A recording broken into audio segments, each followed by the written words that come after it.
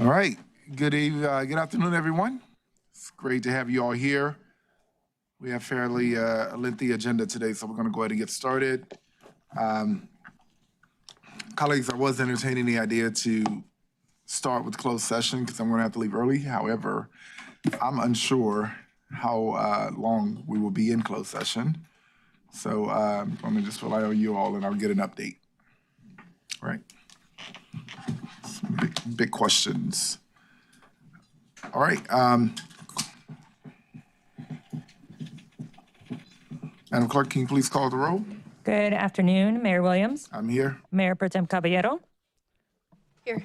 Councilmember Baker. Here. Councilmember Burris. Here. Councilmember Cook. Here. Councilmember Kopak. Here. And Councilmember Rist. Here. All right. We'll go to announcements briefly. I just want to say again, folks, we've been working diligently on the budget, and we have, I can say it confidently, I've never worked as hard on a budget as this one. It's one of the most challenging ones. We met this morning. We just left here to take a quick break, and we're back for work session.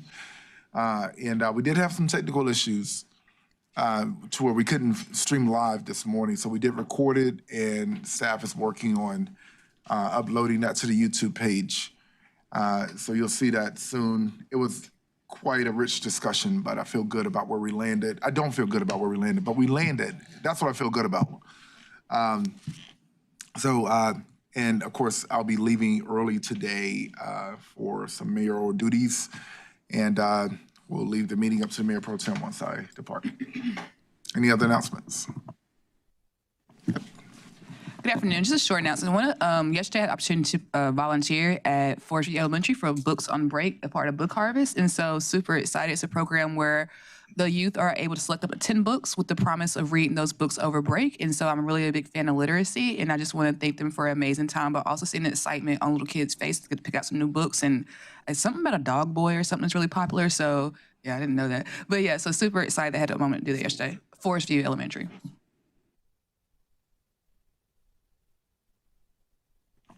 Yep, go ahead. Thanks, Mr. Mayor. Good afternoon, everyone. Good to see you all again, for those who are here this morning, and good to see the other folks who are joined, staff, my colleagues, and citizens watching online. Just two things. Yesterday was a great ceremony at American Tobacco. The American Underground, which first launched in American Tobacco years ago, has now come back to American Tobacco. So it's a great reopening of their space, great new space for the folks who are doing startup work, entrepreneurship work. That's a key part of our innovation economy here. So it's great to be there at American Tobacco for the grand opening of the new space for American Underground. I also want to say that there's a big groundbreaking tomorrow. Durham Community Land Trustees will be breaking ground on a property on Alma Street at 11 o'clock tomorrow. So come out there if you're interested in the importance of affordable housing in our community. Thank you, Mr. Mayor. Thank you. Yeah. Just very quickly, thanks everyone for being here. Tonight is the Families Moving Forward Gala. So if folks, this is their big fundraising push for the year. This is our partner in homelessness. Wow, gosh, y'all, my brain is already fried. Our homeless providing partner who does housing for families. So this is the, there's a couple of other rooms in other spaces, but this is pretty much the main place where folks who are experiencing homelessness, who have families, are able to stay. So would encourage folks to look into Families Moving Forward and consider giving a donation tonight with their big fundraiser. That's all. Thank you. All right, any others? All right, Mr. Manager, priority items. Thank you, Mayor, Mayor Pro Tem, members of council. The manager's office has several priority items this morning.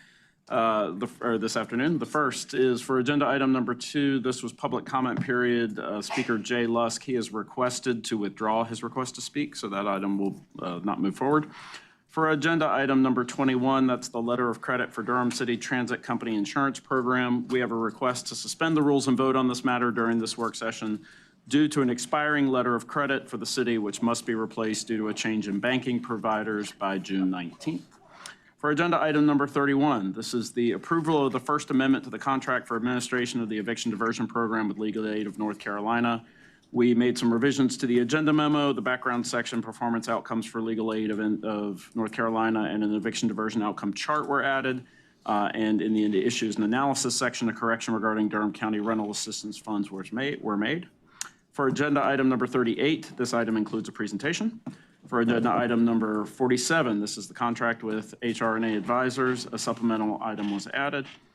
For agenda item number 48, amendment to the City of Durham's Housing Code. This is a supplemental item that was added. It includes a presentation that will be made during the work session today.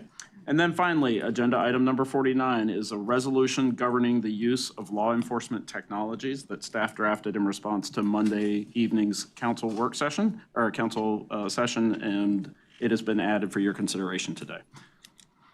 Those are my priority items. All right.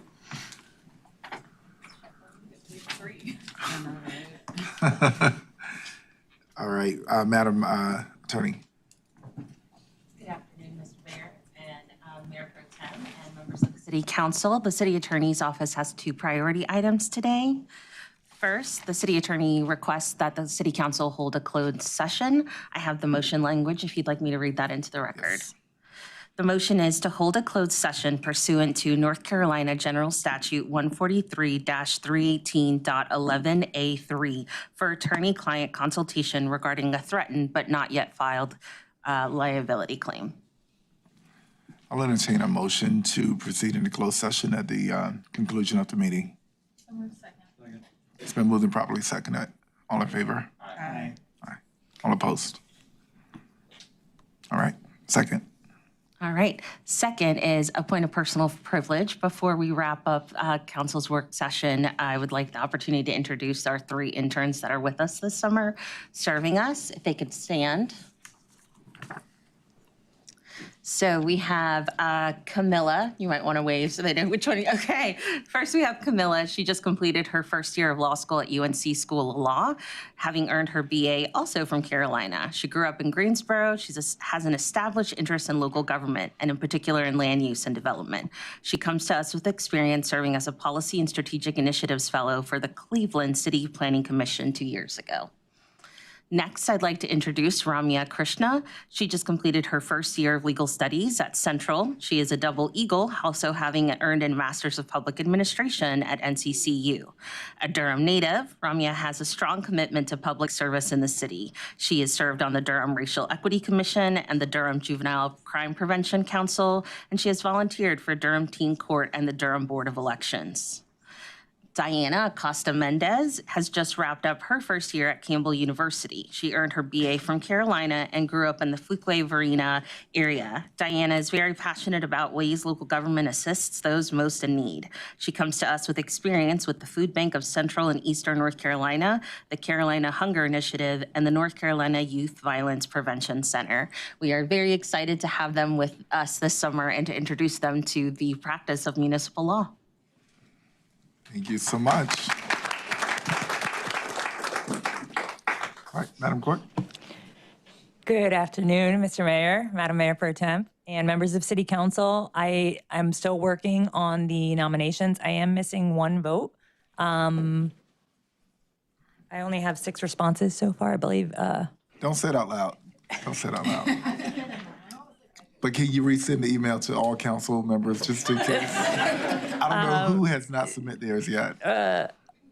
It's you, Mr. Mayor, who hasn't submitted it yet. And so No, once she you can't take a hit. there are just a few that I need a majority on, and since there are a few items, I would love to not have to put them on GBA.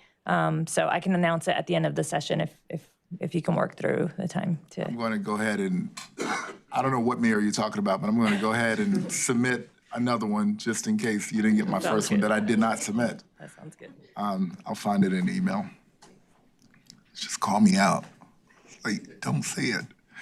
All right, thank you so much. Which item was that needed to be voted on today, suspended? 21? Yep. Yeah. All right. All right, so I'll read the consent agenda. I'll read the consent agenda, then I'll come back to address that one first. All right, at this time, I'll read the consent agenda. Item number 1, public comment from Eric Plow. Item number 2, public comment from Jay Lusk, which has been rescinded. Item number, I tell you, I'll come back, well, the administrative consent items for the city clerk's office will be read out at the end, but I'll read them now. Durham Workers' Rights Commission appointments. Citizens Advisory Committee appointments. Number 5, Recreation Advisory Commission appointment. Number 6, Durham Convention Center Authority appointment. Number 7, Participatory Budgeting Steering Committee appointment. Number 8, Durham Convention and Visitors Bureau, Discover Durham appointment. Number 9, Workforce Development Board appointment. Number 10, Housing Appeals Board mayoral appointment. Number 11, Housing Appeals Board appointment. Number 12, Durham Homeless Services Advisory Committee appointment. Number 13, Carolina Theater of Durham Board of Trustees appointment. Departmental items for budget and management services. Number 14, fiscal year 2026-2027 budget and fiscal year 2027 to 2032 capital improvement plan, CIP, and other related ordinances. Wow. City Manager's Office, number 15, appointments and reappointment to the Civilian Police Review Board. Number 15, revision to the 2026 City Council meeting schedule. Number 17. I thought we did. Have we not sorted it out? Do you want to pull it? Okay. Item number 16? Okay. And Mayor, there was a speaker on. Yep, Mr. Mayor, item 14 is also pulled. Yeah, 14. I'm sorry, Lamanda. I totally missed you there. Amanda's crossed out. But Lamanda. there's a speaker. Oh, Daniel Lamb? Was that? Daniel Lamar. Okay. It's cut off on here. Okay. So number 14. Number 16 has been pulled. Number 17, contract for landlord engagement services with HOM Incorporated. This has been pulled. 1722. 31. Right, number 18, continuum of care and continuum of care governing board interlocal agreement. Number 19, superseding grant project ordinance number 16193, fiscal year 2023-2024 of City of Durham and North Carolina Department of Environmental Quality Food Waste Reduction Grant Project Ordinance. Number 20, amendment number 1 to contract number 18858 with Dynamic Cleaning and Maintenance Company, LLC, for janitorial services. Financial Department. Number 21, letter of credit for Durham City Transit Company Insurance Program. I know that one's going to be dealt with early, but I also wanted to pull it. So. 21. Yeah. Item number 21 has been pulled. Number 22, eminent domain action to obtain 2 temporary construction easements and 2 permanent drainage easements from Eminent Corporation for the SW45 Bike and Sidewalk project. Number 23, number 22 has been pulled.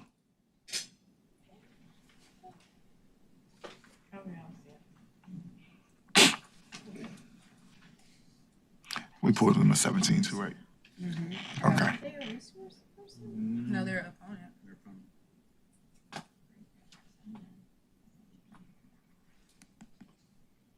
Group represented. Number 22. It appears.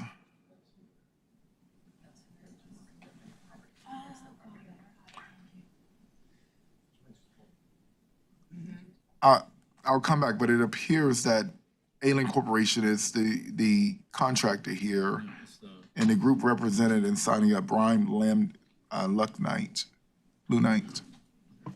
I helped him sign up. He wanted to speak to this item. Okay, all He right. did. So he's representing the group, and He filled that in himself, yes. okay, all right. All right, number 23.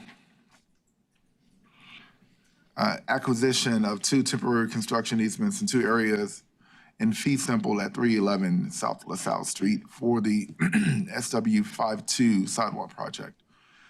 Number 24, eminent domain action to obtain 2 temporary construction easements from REA Residential Incorporated for the SW53 Sidewalk project.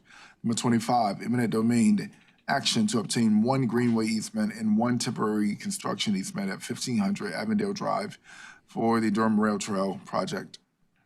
Number 26, land lease with New Cingular Wireless PCS LLC, 6605 Farrington Road. I'll pull that one. 26 has been pulled. Number 27, network HUT lease and license agreement between the City of Durham and Google Fiber North Carolina LLC, which has been pulled. It's a resource. I'm sorry, it's not pulled.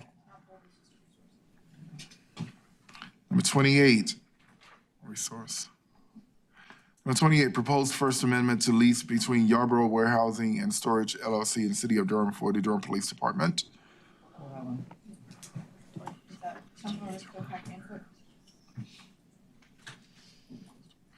Number 29, contract with Symmetra Life Insurance Company for stop-loss insurance coverage. Number 29. Number 30, designation of certifying officer for National Environment Protection Act, NEPA, environmental reviews.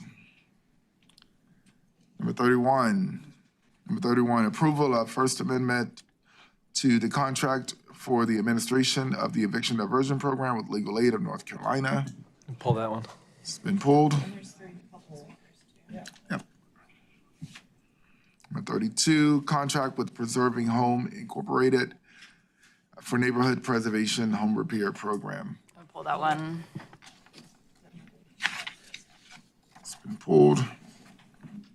Number 33, utility extension agreement with CF2 REO at 210 North Driver Street LLC to serve 210 North Driver Street.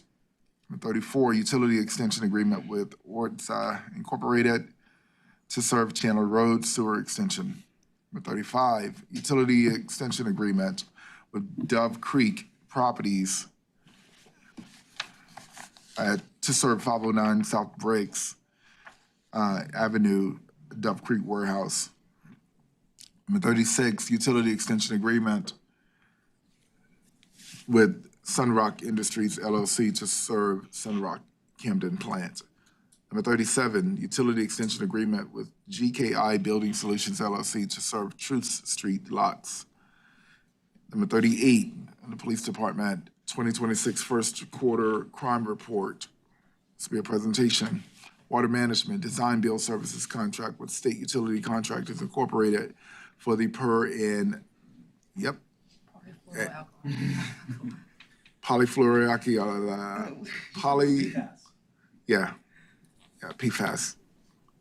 Polyfluoroalkyl substances treatment and electrical upgrades project. That work trips us up every year. Number 40, professional engineering services contract with Kimley Horn and Associates Incorporated for the South Durham Transmission Main Project. Number 41, 2025 City of Durham Disparity Study Final Report Presentation. Number 42, request to permanently close the eastern terminus of Gilbert Street, 225 linear feet east of North Austin Avenue.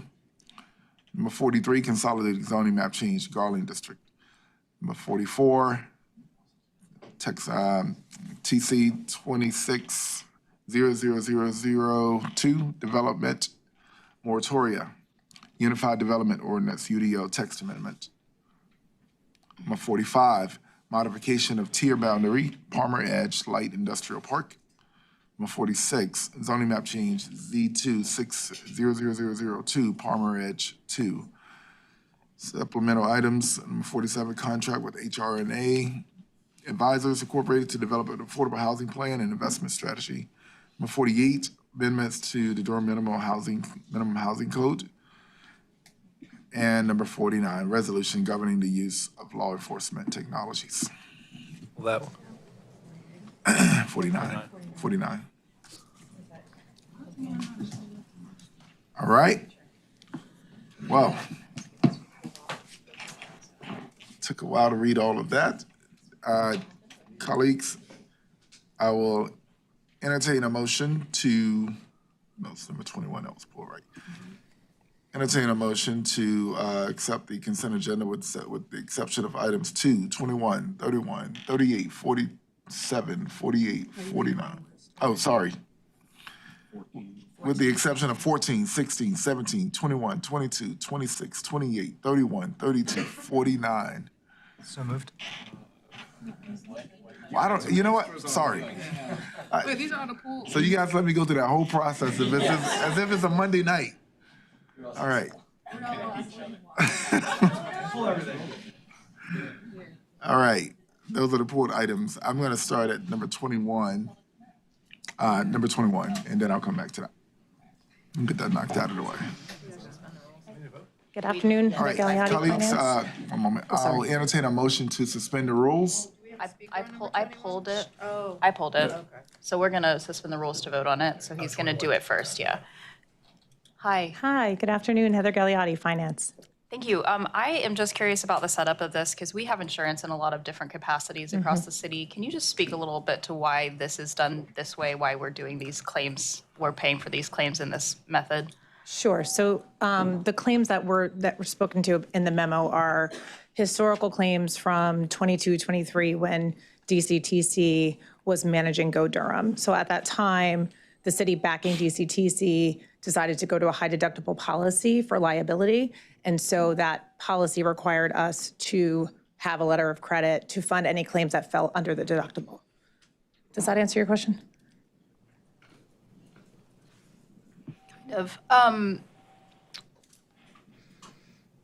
Yeah, I guess I'm confused because we would see this quite frequently. Are we doing these grants of, sorry, brain. Letter of credit? Yeah, are we doing these letters of credit in other spaces too? No, we're not. So historically, again, these two insurance programs are separate. So DCTC had their own program. City of Durham's liability program is separate. We have a self-insured retention program, whereas they have a high deductible program. So it's two different types of coverage. We don't require a letter of credit or any collateral for for a self-insured plan as a government agency for the City of Durham. Okay, and so we're having to retroactively cover for the. Well, the policy's still in place because it's an incurrence-based policy. So essentially, anyone can file a claim on that policy up through the statute of limitations, right? Sure. So the policy's still open and active. And as long as we have open claims, the carrier is requiring us to put up collateral, so to speak, for those open claims. So that's what this letter of credit is for. And what is the statute of limitations, and will we then receive It that? expires at the end of this month. Oh, okay. Yes. So again, that's part of the delay and why we're here right now for this priority item. Yep. Okay. Thank you. Those are my questions. Thanks so much. You're welcome. All right, colleagues, I'll entertain a motion to suspend the rules so that we may take a vote. So moved. All right, it's been moved and properly seconded. All in favor? Aye. All opposed? All right, at this time, I'll entertain a motion to authorize the city manager and/or his designee to apply for a letter of credit from JPM Chase and Company not to exceed $450,000. So move. Been moved and properly seconded. All in favor? Aye. All opposed? I'll also entertain a motion to authorize the city manager and/or his designee to issue the letter of credit agreement to Travelers Indemnity Company. So moved. Been moved and properly seconded. All in favor? Aye. All opposed? And lastly, I'll entertain a motion to authorize the city manager and/or his designee to execute any applications, renewals, amendments, and other associated legal documents as necessary to meet Travelers Indemnity Company's letter of credit requirements and to make changes to any of the legal documents prior to execution, so long as the changes are consistent with the intent of the agenda item memo and the existing versions of the documents. It's been moved and properly seconded. All in favor? Aye. All opposed? All right, thank you.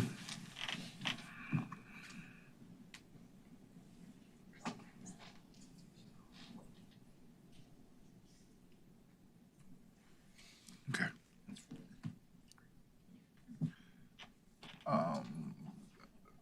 Okay.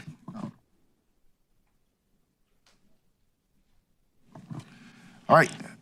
Thank you. At this time, I'll start with our virtual speakers.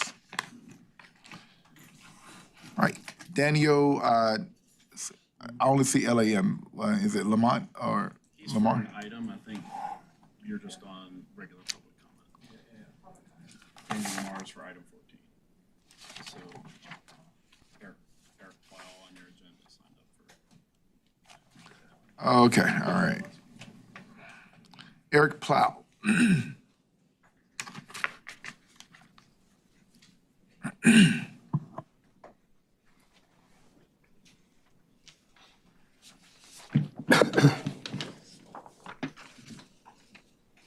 Good afternoon. I'm going to speak on a subject you've probably never heard anybody speak about before.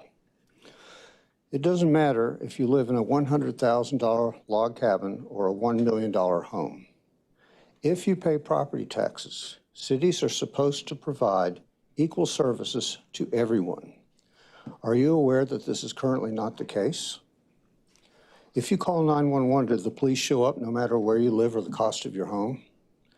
If you have a fire, do the fire trucks show up no matter where you live or the cost of your home? People who live in multifamily housing with 5 or more contiguous units do not get trash pickup, just like everyone else who pays property taxes, just like they do. They have to pay at least $416 per year for trash pickup, whereas the city provides trash pickup for single-family homes, no matter what the cost of the home. And why does the city provide trash pickup for 4 contiguous units but not 5? Who came up with that threshold and why? As a matter of fact, it seems even more absurd. Why? Picking up carts from contiguous housing is much more efficient and takes less time than going street to street to street. I've spoken to several people in city offices, including Stephen Williams, who was very kind, friendly, and tried to help. But in the end, he and others have said that every city has this policy and that this is the rule. Just because it is a rule doesn't mean it's right or it's fair.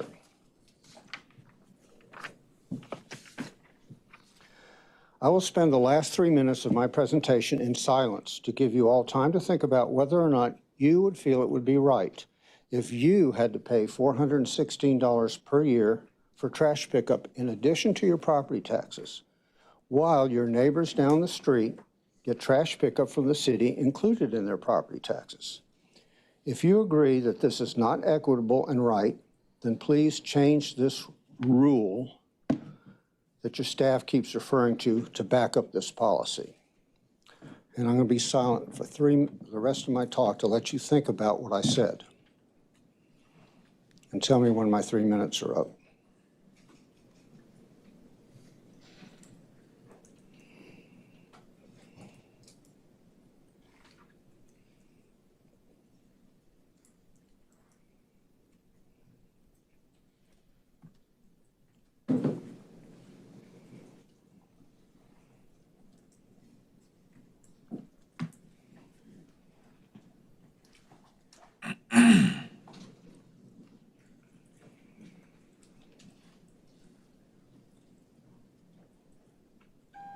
Thank you.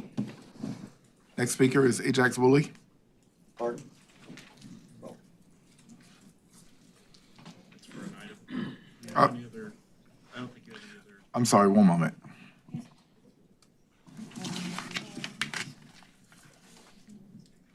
This is for an item, yeah. So these are the items. I don't think you have any. Sorry? I noted it on the in-person, I scratched it out and I wrote public Oh, comment. at the bottom. Yes. Okay, got it.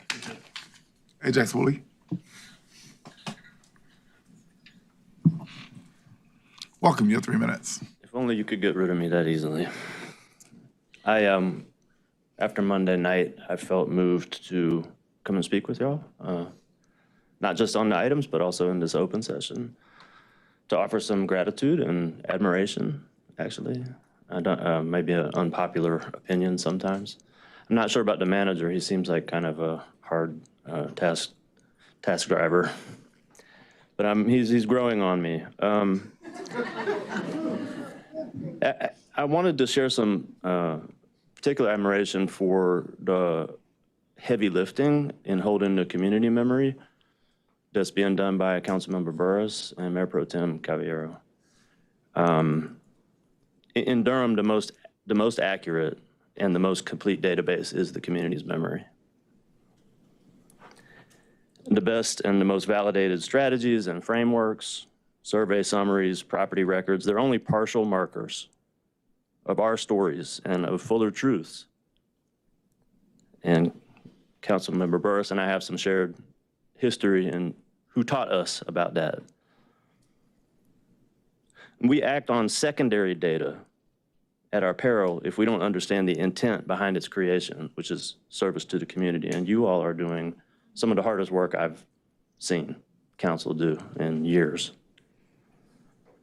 And conversely, if we in the community are not engaging with our institutions, our policies, and our political architecture, and if we don't take the time to master and interpret administrative and institutional data, including memos, scopes of work, tables, and so on and so forth that you all are also reviewing, then we are not going to be in a position to deal with the onslaught at the state level, at the federal level, and to advocate for all of the things we really need in the community based on that memory. And it isn't until communities own and validate and interpret their own data within the context of their stories that they can effectively lead the institutions that represent them in truth to restorative and thriving practices. So community memory is the key to supporting all of this work. And I wanted to put that out there before coming back to it a little bit later on in the meeting. Sometimes it's hard to know what to wear to come and see y'all, but it was easy choice today. I think everybody sees the hole left by DataWorks in the system. And so I'm shouting out John Colleen and Ernie D this afternoon. Thank you. Thank you. Right now, we at pulled items.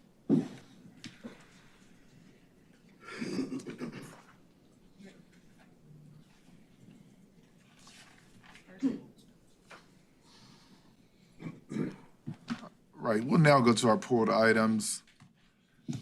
Item number 14, fiscal year 2026, 2027 budget, fiscal year 2027, 32 capital improvement plan, CIP, and other related lots of ordinances. All right, who pulled this one? It was just a speaker. Okay. Daniel Lamar, can you hear me? Mr. Mayor, he's not in the queue. Okay. Ajax Woolley. He's for Oh, sorry, it's, the first one is crossed out. All right. So that's it. So, all right. The next item is 16. All right, item number 16, revision to the 2026 City Council meeting schedule. Ms. Kovac. Thank you, Mr. Mayor. And just would appreciate just getting some finality on this date. Maybe this is giving us that because it's on the agenda. We should not have, and we should look in the future to make sure we don't schedule council meetings on Yom Kippur or other important religious observance days. There was a proposal to move it to the next day.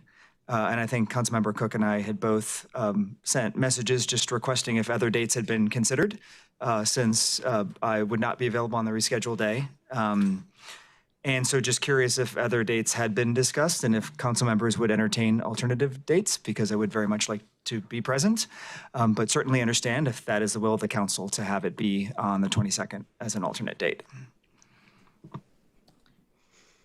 Good afternoon, Mayor Pro Tem, council members. Mary Grace Stone King with the City Manager's Office. I did want to note that we have had direction from the City Manager, and after changing the state, that we will be considering these in the future. So when we come to you all in August with our next year's agenda schedule, we will have accommodated for Jewish holidays as well. So I just wanted to note that. But also I wanted to note there are two options we could have other than the date proposed on the 22nd that would work, which would be either doubling up like we've done in the past on September 24th, or pushing the meeting to September 28th. I just want to note that if we do that, we just need to be clear in communications, because it could be confusing, because you'll be voting on, you'll be holding a work session with new items before voting at the next council meeting on prior items. So I just wanted to note that, but those are two other options for that date.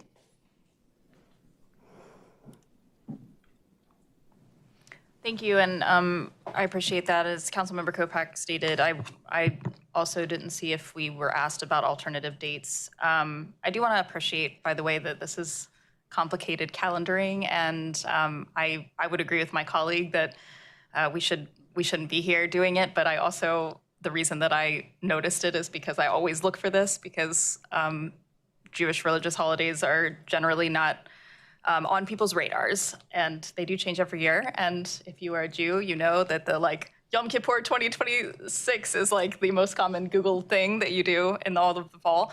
But all that being said, I did respond after Mary Grace sent out the additional email with the information. To me, the confusing aspect of having the meeting after a work session that does not apply to it feels very complicated. So though I was very much interested in hearing about other options that week, those two options of the meeting later it just feels very confusing, feels hard to communicate to the public. So that is kind of where I'm at for now. Recording in progress.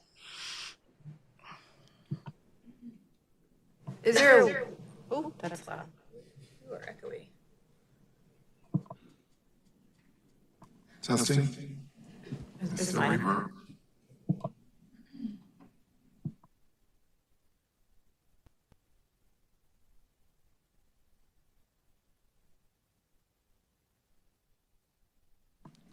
Testing. Yep. Is mine better now? Okay, thank you. Have we thought about maybe doing it the 17th, like the week prior? I don't know. I know that it's a Thursday, because we would do the work session, on the 10th. So anything the following week, the week of the 14th, could be a way to accommodate both Councilmember Kopak and Cook's schedules, because that would be between Rosh Hashanah and Yom Kippur, if I'm not mistaken. So I don't think it would get in there. Yeah, so just to respond to that request, I mean, it's not impossible. I would just also note that it would be difficult having it during that week, just because of how we produce the agenda and the time it takes to get all of those materials ready. Is if we had it earlier in the week on 9/14 of that week, we would have to be publishing the Thursday before. This is a consistency we do for residents, so they know when we publish the agenda. So we would be producing the council meeting agenda the same day as the work session, which would be pretty difficult for our staff. And then also, I would say if there are responses that end up happening around those items, it would also be a really short turnaround to get responses from other departmental staff to council if they have questions or follow-ups on items. But again, just noting that for you all. No, just for me, and thank you all for this conversation, I will not be able to accommodate the week of the 21st. I've stated this as my birthday is the 24th, so anything that switched out, I didn't plan to be here anyway. So I guess thinking about what's been stated, even though it may be uncomfortable, the 28th would work for me. But no, I'm not going to be here that week for the 21st at any point. But would the week of the 14th Like, no, be okay? I'm just saying, 'cause I thought we initially pitched the Tuesday. I was just like saying, like, if we had to come back to that Tuesday, 22nd date or whatever, or even try and do something before the work session on the 24th, I'm not going to be available for either of those options. So just putting that on record. Okay, thank you, Councilmember Burrs. But the week of the 14th, you would be in town or in? Okay. I appreciate Mayor Pro Tem's suggestion of the week of the 14th. I understand for staff, you need some time to prepare agenda packets. It seems to me that if we did this later in that week, 17th or 18th, that's only like, I don't think you're doing agenda prep over the weekend, right? So if we did a Friday, that's about the same as doing it on the Monday after, right? It's about the same. So it seems like later in that week would probably be preferable to staff, gives you more time. We produce always the Thursday before work session. So if we're okay with us maybe moving that piece around, or, sorry, council meeting. Apologies. We always produce the Thursday the week before, whenever that council meeting's taking place on the next week. We could move that if I mean, it's so decided. for staff, what's the best day that, if we had to pick I know it's not ideal, but if there was a day that week, the 14th, what's the best day for staff?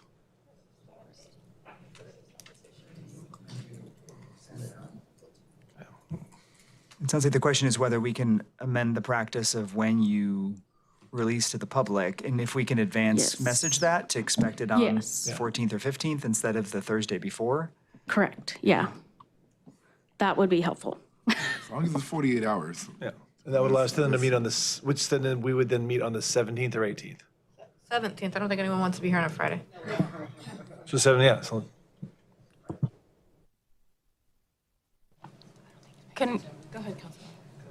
Can we put this on GBA? I don't have my calendar in front of me, and the 17th wasn't a day that I've looked at. I'm sure it's really fine, but it just doesn't feel like a good forum for this conversation, and would like to, so we just put this on GBA and everyone touch base and make a decision. Does it mess y'all up if we decide on a different date before?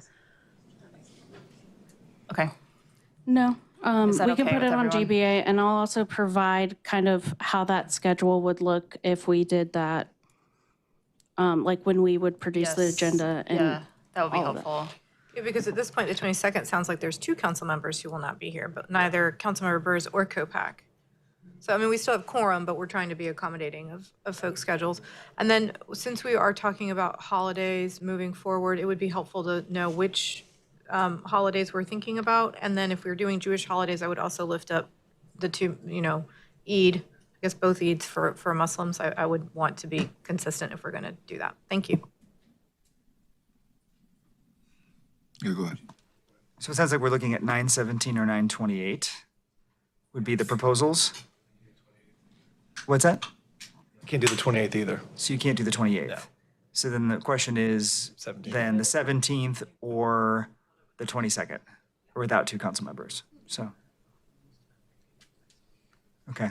And we'll return to that for GBA. Yep. All right, thank you. It's a resource. It's a resource. Who pulled 17? Oh, yeah. All right, Ajax Woolley, you're back.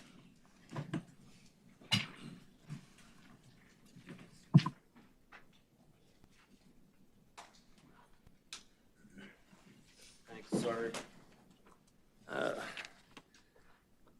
So it's exciting to see, the homeless framework and the intersection of housing justice and real estate development coming together. Back during pandemic days, I was very involved with eviction resistance. Saw how bad it can get at the courthouse, and had a bunch of opportunities to engage with tenants throughout the community during that time. Not a lot has changed. I mean, if anything, I think the upward pressure on the economic environment that we're all living in has increased. I will say that landlord engagement is one of the strategies that we, who were doing that work at that time, and I think even now, can validate from the community memories perspective as being super important. And there's been different versions of this that have happened over the years. I remember Mayor Schul's landlord roundtable as an example. I will note that the entity that this RFP award goes to is based out of Phoenix, Arizona. And I don't have a problem with that per se if they're the best awardee. I think that the trick is in recognizing that also a lot of the property management firms that are dealing with our multifamily complexes right now, including the mixed income multifamily recent developments, are also out-of-town entities. And so we have developers who are out of town, we have investor owners who are out of town, we have property management firms who are based out of town, and now we have landlord engagement contractor who's also out of town. And I'll return you for a moment to this idea of the community memory and how important that is to understanding the experiences that people are having in their families, in their homes, in the street, et cetera. And so I'm just making myself available, and I think I speak for others who would say that if there is a group, and we understand they're supporting the community safety department and the homeless framework and so on and so forth. So it's not really about the money, it's about the people and how will you get connected to people who can vouch for the community memory that won't be out-of-town property managers. They're still learning, they're getting up to speed on what it means to try to rep a DHA RAD development apartment building. And there's going to be a learning curve there. So we're going to need everybody to come together around this issue and act as a resource for these contractors, for the community safety department, even for the property managers themselves. And we'll speak to this at item 31 as well when it comes to things like mediation as a strategy, right to counsel, appeal bonding for tenants who really need to be heard in district court versus magistrate's court. All of this works together. Thank you so much. Thank you. Regina Mace.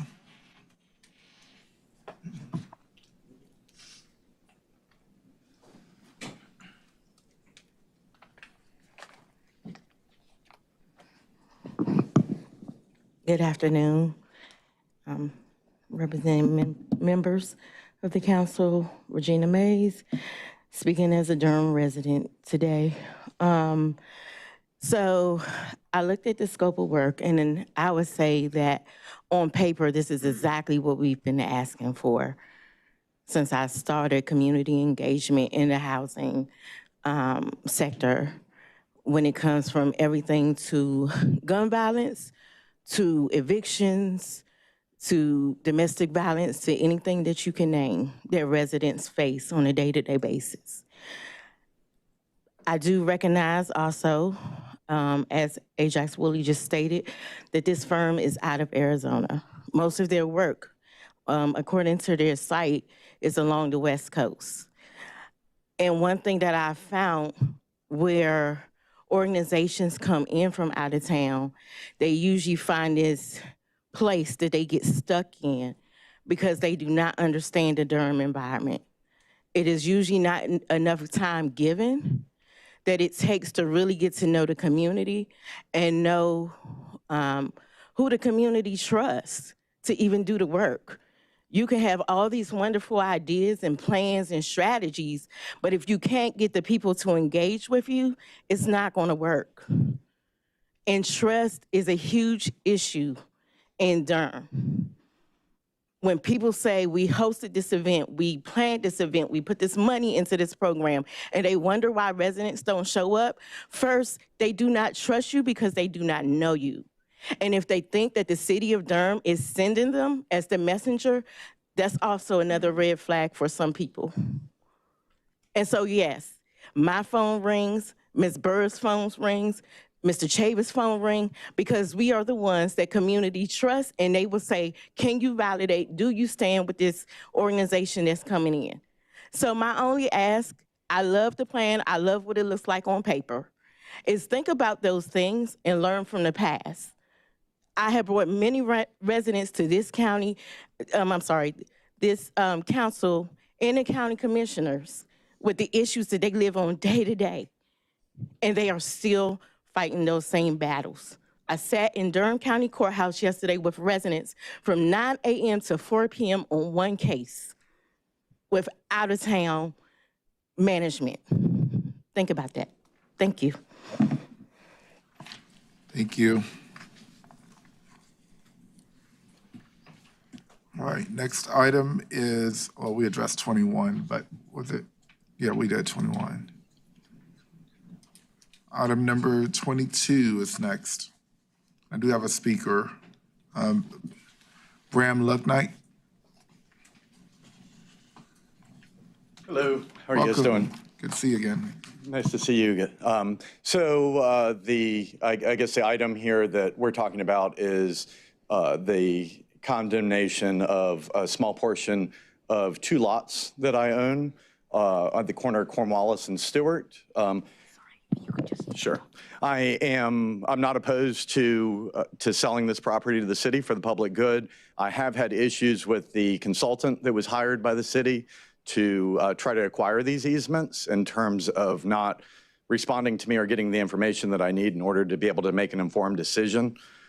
So I have surveys from them. I've asked for CAD files so that my surveyor can overlay it. This is a very small piece of property, and it's very hard for me to be able to tell what the restrictions use of my land will be without that. They've not furnished that to me.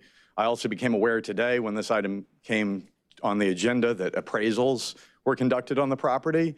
I would like to have a copy of those appraisals and at least be able to review them. Additionally, I'm not sure what sort of stormwater facility is proposed on the corner and if planning would have setbacks from that.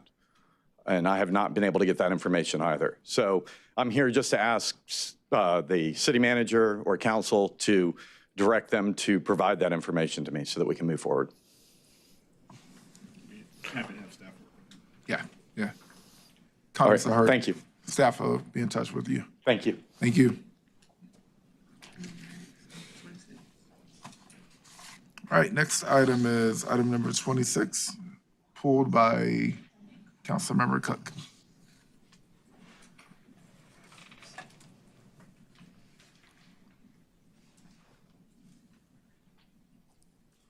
Good afternoon. Selena Jones, General Services Real Estate. Thank you. So this is probably a quick question, but I saw on the contract that we're looking at an average of a 2% increase in this. And I'm just curious how we come up with that, because that increase doesn't really match the increase in value in other properties across the city. And I'm just wondering about the sort of creation of this contract and how we ended up on that increase amount.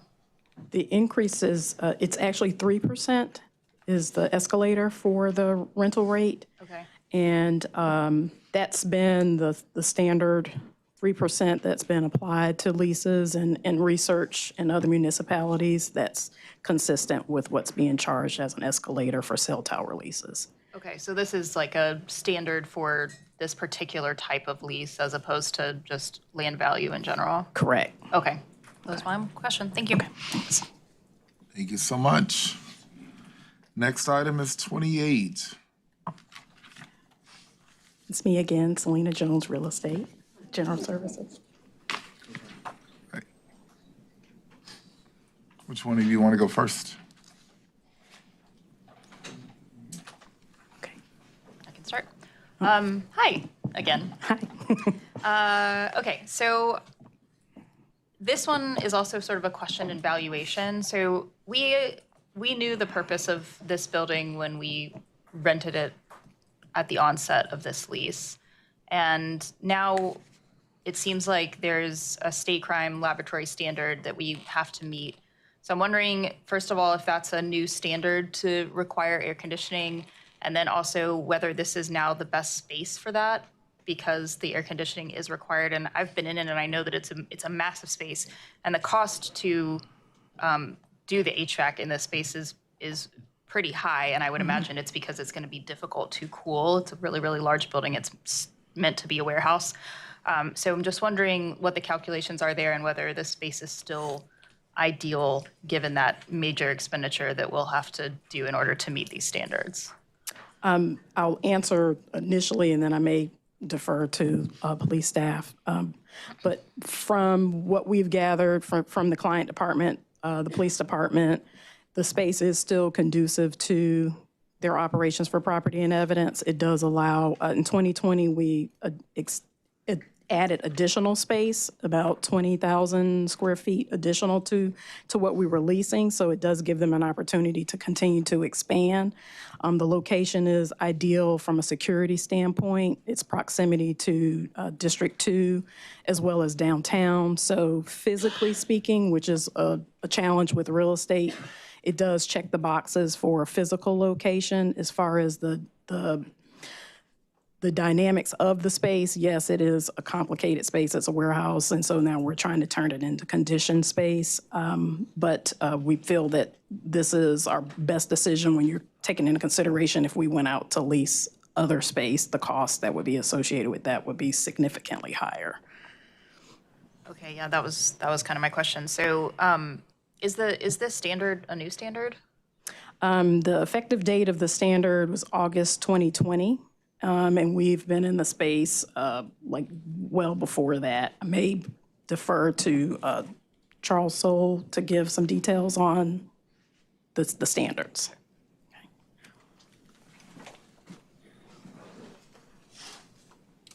Good afternoon. I'm sorry, could you repeat the question on the? Yeah, I'm wondering about, it sounds like the state crime laboratory standards of having this space be air conditioned happened kind of a minute before we are planning to redo the HVAC system. So I'm just wondering about when that standard changed and why now on the HVAC.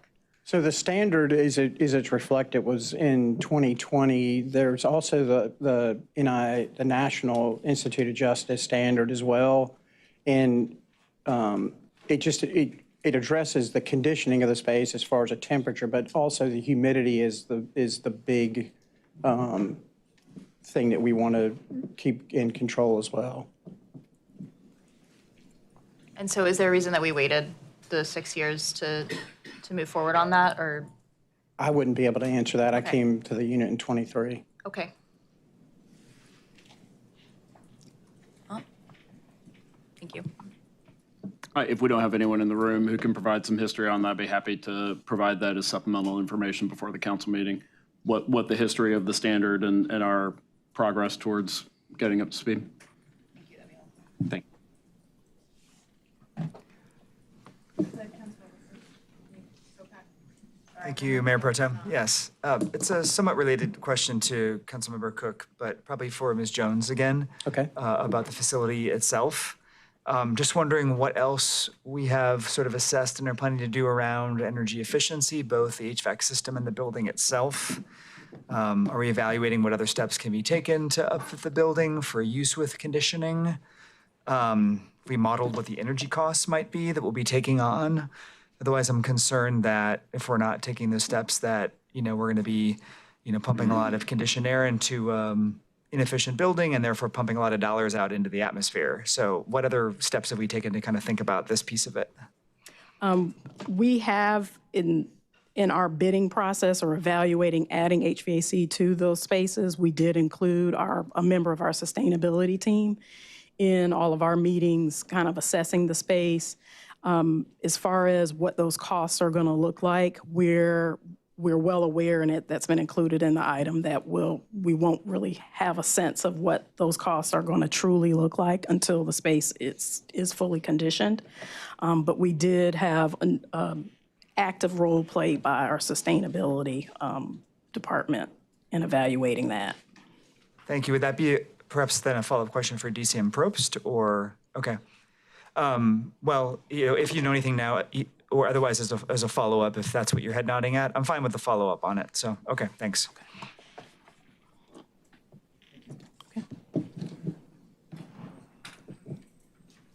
Just making sure, Matt Yarbrough's a resource. Item 31. Yep, I had a question. I'm sorry, I didn't see you. So this is, we're leasing from a private landlord, and they're making improvements. The landlord's making improvements and we're reimbursing them for it. Just thinking long-term, because it's, obviously probably not going to go anywhere for a while. Mm-hmm. has there been any look at owning our own warehouse for this kind of thing, so that we're not, paying the profit on top for the landlord, and also we're able to make improvements that then belong to us as well?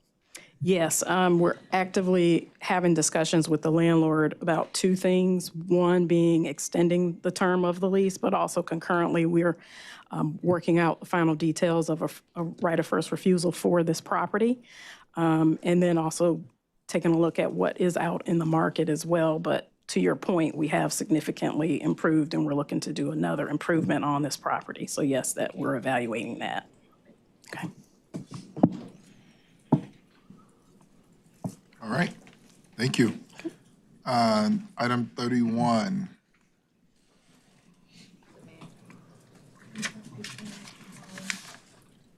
I'll start with my virtual speakers. Thomas Hennessy, can you hear me? They're not online, Mayor Williams. All right, I'll move to in person, Leah Bergman.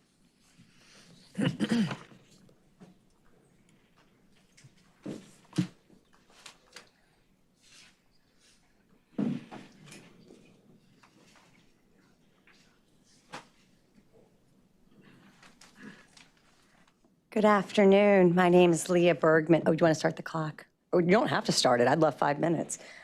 Good afternoon. The eviction diversion program is designed to resolve housing disputes, prevent displacement, and promote housing stability. The program's intent is to achieve these goals through a combination of neutral third-party mediation, legal advocacy, and educational support, with the overarching aim of diverting cases from formal eviction proceedings whenever possible. However, the current data suggests there is room for improvement. Last year, Legal Aid of North Carolina opened 768 cases, but only 11, less than 1.5% of total cases were resolved through mediation. This is a significant concern, as mediation is intended to be the central tool for resolving disputes early and efficiently before they escalate to formal legal action. The low number of mediations indicates that most cases are still being decided through the legal system, which is not the most practical or cost-effective approach for either party. The concern is not with the goals of the eviction diversion program, which I fully support, but with how these goals are being implemented and the specific role Legal Aid of North Carolina plays. Currently, Legal Aid of North Carolina acts as both the mediator via third-party firm and representative for tenants, which can create a conflict and limits the neutrality that is essential for evictive mediation. Additionally, most clients are only being reached after legal eviction proceedings have begun. Ideally, the program should help resolve disputes before they ever reach the court system, with mediation playing a key role in that process. With that in mind, I respectfully request that the City Council consider two specific actions: restructure Legal Aid of North Carolina's role and reallocate a portion of existing funds to support a neutral third-party mediator selected through an RFP process. Increase monitoring and accountability for Legal Aid of North Carolina, particularly regarding mediation outcomes, to ensure that the program's goals are being met and mediation is being utilized as intended. For the first request, reallocating some funding to a neutral third-party mediator would allow tenants to continue receiving legal advocacy while also ensuring that mediation is administered by a qualified independent party. For the second request, I recommend enhanced oversight over the city's Housing and Neighborhood Services Department in collaboration with the Department of Social Services. By working together to reach tenants facing non-payment issues before formal eviction proceedings begin, the city can increase the number of cases eligible for mediation and better fulfill the program's objectives. Part of this oversight should include an analysis of the plaintiffs and/or landlords involved in the eviction cases. This analysis is particularly important as many of the plaintiffs and landlords are nonprofit organizations, affordable housing providers, and other entities that also receive city funding related to tenancy and housing, including the Durham Housing Authority, Housing for New Hope, affordable housing developers like DHIC, and Self-Help.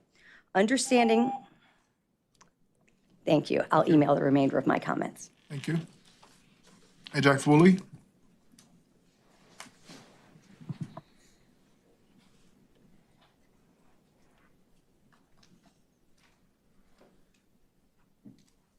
Can't get this much airtime unless you run, huh? Okay. I want to mention community memory as a shared language proposal, and I want to mention another term called security of tenure as a shared language for us in this space. We'll come back to it maybe over the years. Many of us with secure tenure in our homes, whether we're renters or homeowners, we have little notion of how swift the economic violence of an eviction proceeding can unfold. And it's very easy for Durham landlords to get an eviction judgment, a summary ejectment, in small claims court. A landlord can file eviction paperwork, have a quick process, and avoid hiring a lawyer. A tenant who gets a summary ejectment judgment could have as little as 2 weeks before the sheriff padlocks them out. They may find a couch or a bed with family or friends, but they may have no place to put their stuff, and it gets thrown out on the curb. Because of rising rents and surging demand for many Durham households facing eviction, homelessness is the next stop. Landlords and property managers also have a legitimate claim to receive rent owed to them when they faithfully fulfill their side of the lease obligations. And I think that the idea that mediation needs to be promoted and pursued as a primary path toward reform on evictions in Durham is 110%. And if you attempt to do that without putting some policy teeth behind that, it will be very, very frustrating. I would quote one of the university civil law clinic professors, it would be a train wreck. What Philly did was they made it so that if you want to file a summary ejectment notice, you have to go through mediation. This is kind of similar to if you want to get a divorce. You can't just go say, I want to get divorced. You have to go through mediation. The court requires it. Now, the other thing that we have is the possibility of funding appeal bonds, because if you can go through the magistrate court and get your claim dismissed, that's very frustrating for the landlord, but the tenant still is not secure. Okay, they're gonna go back through that process. If you really want to iron some things out, you might want to go in front of the district court judge, but to do that, you have to pay an appeal bond. Well, if you can't pay your rent, how are you going to pay the appeal bond? So those are two examples: policy teeth for mediation, appeal bond funding, and maybe even in lieu of rental assistance in some cases. Okay, these things are what would be the backbone. I think legal aid is still the right entity to provide the oversight on that until we get to the future state. Thank you. Thank you. Yeah. I'm just going to kick off the conversation. I don't know if they have a question, so should we proceed? Yeah. Is there staff? You have a question? Go ahead first. Yeah, I have a question for, I guess, Director Vinas. This contract is with her, right? Am I right about that? Okay.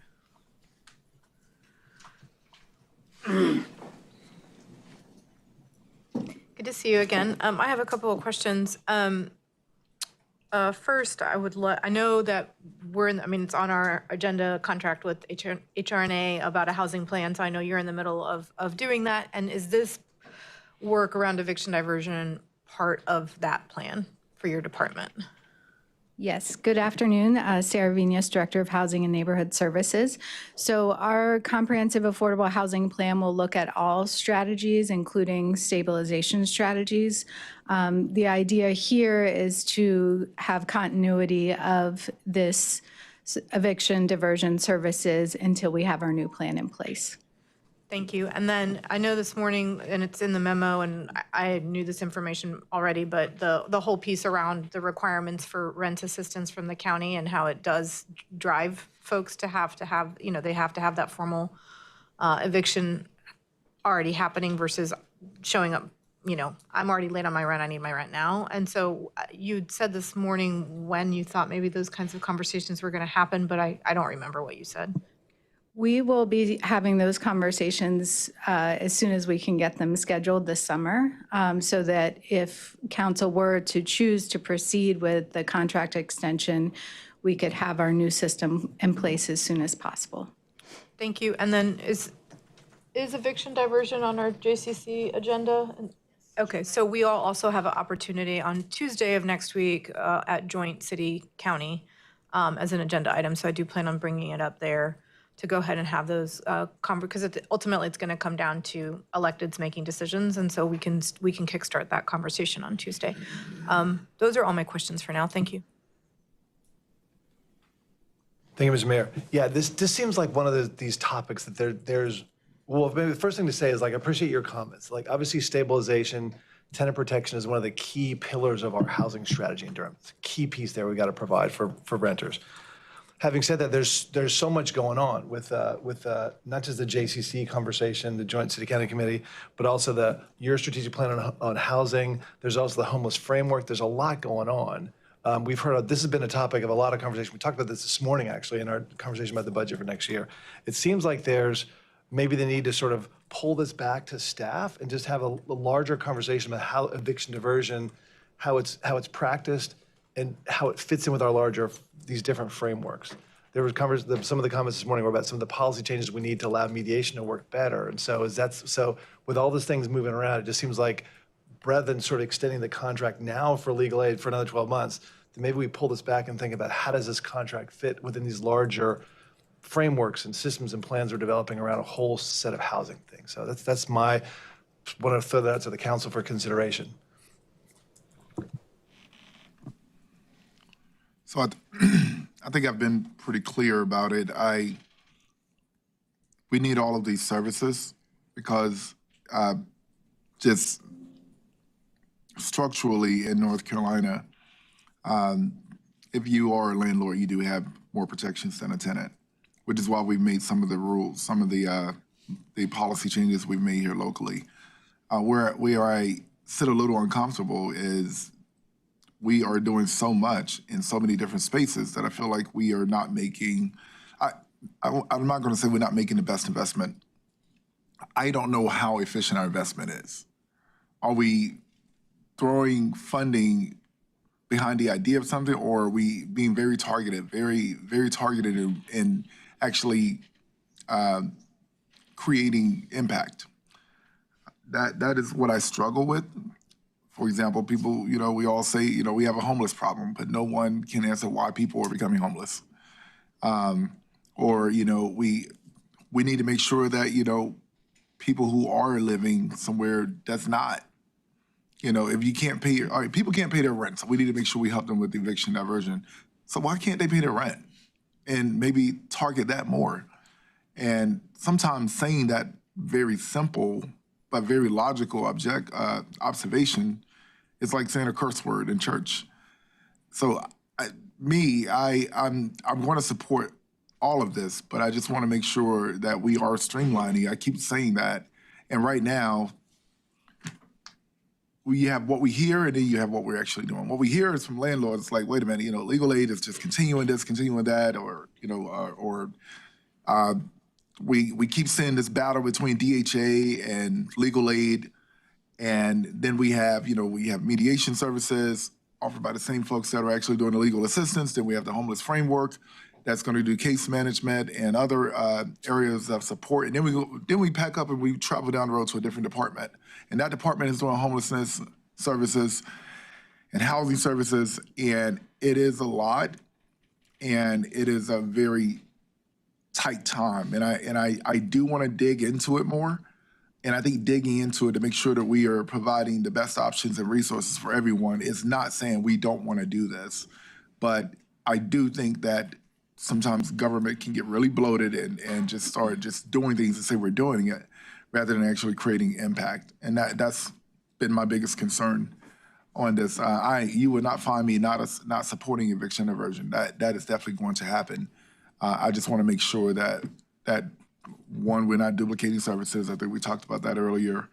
And two, I want to see the efficiency of it, and I want to make sure that we're creating impact and not just saying, yes, people are struggling with rent, so we're going to, we're going to help them in court, which is the last resort.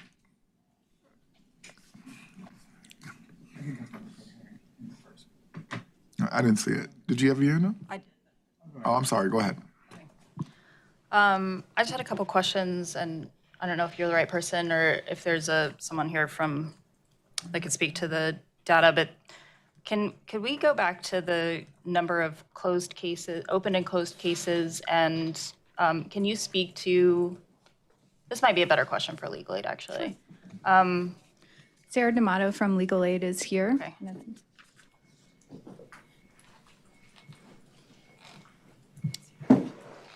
Hello. Could you speak to those numbers that we heard earlier and also a bit more about the mediation component of the RFP? Sure. I believe that the data or the figure that I heard cited that there were 11 cases that were resolved through mediation. And if you look at the memo, those 11 cases were actually just cases that went directly through mediation. Our data of the cases that we close, and I don't know the number off the top of my head, but historically over the course of our program, we typically negotiate with the landlords. And so those outcomes come from over 50% on a general basis of the number of cases that we settle with landlords through negotiation. Those are not cases that get sent to mediation. So the 11 cases that were closed that were resolved for mediation, those are cases that did not go through us directly. Those are cases that were referred by the magistrate or some other community partner that went to mediation and that we did not touch. And so that's a distinction between and those numbers. Again, from a legal standpoint, mediation is there's a neutral third party, and within lawyers, and there's two, lawyers on one side or both sides. Lawyers negotiate all the time. It's required of our rules of professional conduct. So we do have a lot of cases that are closed because we've settled them. They are not a product of a court decision. So there's a distinction in that. I'd say probably on average about 400 and 500 of our cases that we have closed have been closed as a result of negotiations. With regards to the mediation program, I do want to clarify that in the most recent contract, we do subcontract with the Elna Spalding Conflict Resolution Center. They are a trained settlement center. They have trained mediators. They are the ones who are conducting the mediations that were part of the mediation services that were provided. And so they have, and we've been trying to do landlord engagement. A lot of the mediation issues are the landlord's the one who files the complaint or issues the notice of lease violation. They, at any time within our project and our program, the way it's set up, they can contact the Conflict Resolution Center directly and arrange a mediation should they want to. They do not have to go through us in order to do that. We have done a few landlord education programs to let landlords know of this. We've informed the magistrates, the clerks. A lot of people are really on board for it. We have another landlord education session on June 18th so that we can educate landlords about this option and make sure that it's known that if they have a tenant and they would like to initiate a mediation program, they can contact the Conflict Resolution Center directly. We're not involved in that at all. It is absolutely a trained and neutral third-party mediator.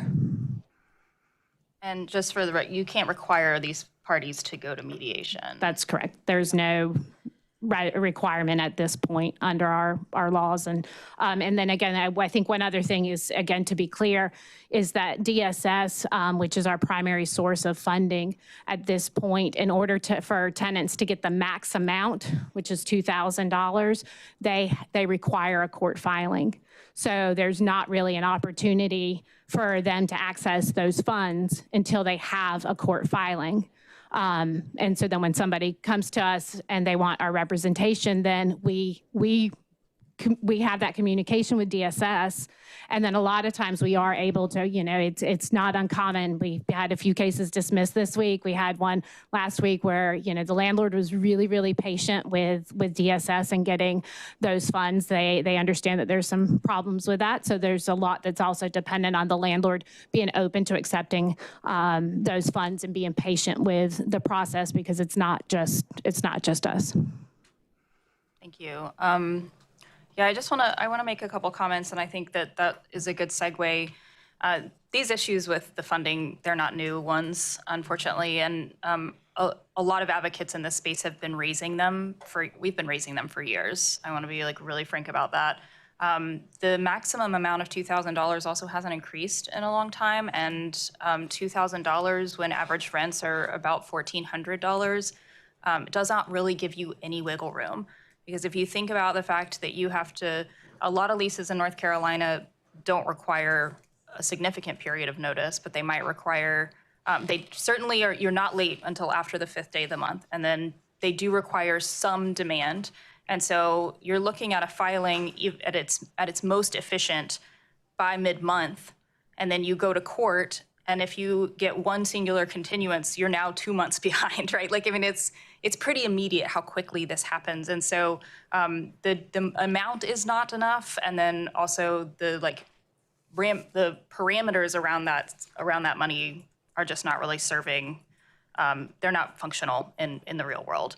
But I also want to say that North Carolina, and Mayor, you said a little bit about this earlier. North Carolina is one of the most unfriendly states for tenants in the country. I mean, we are currently, I think we have the fastest turnaround of any filing in the country.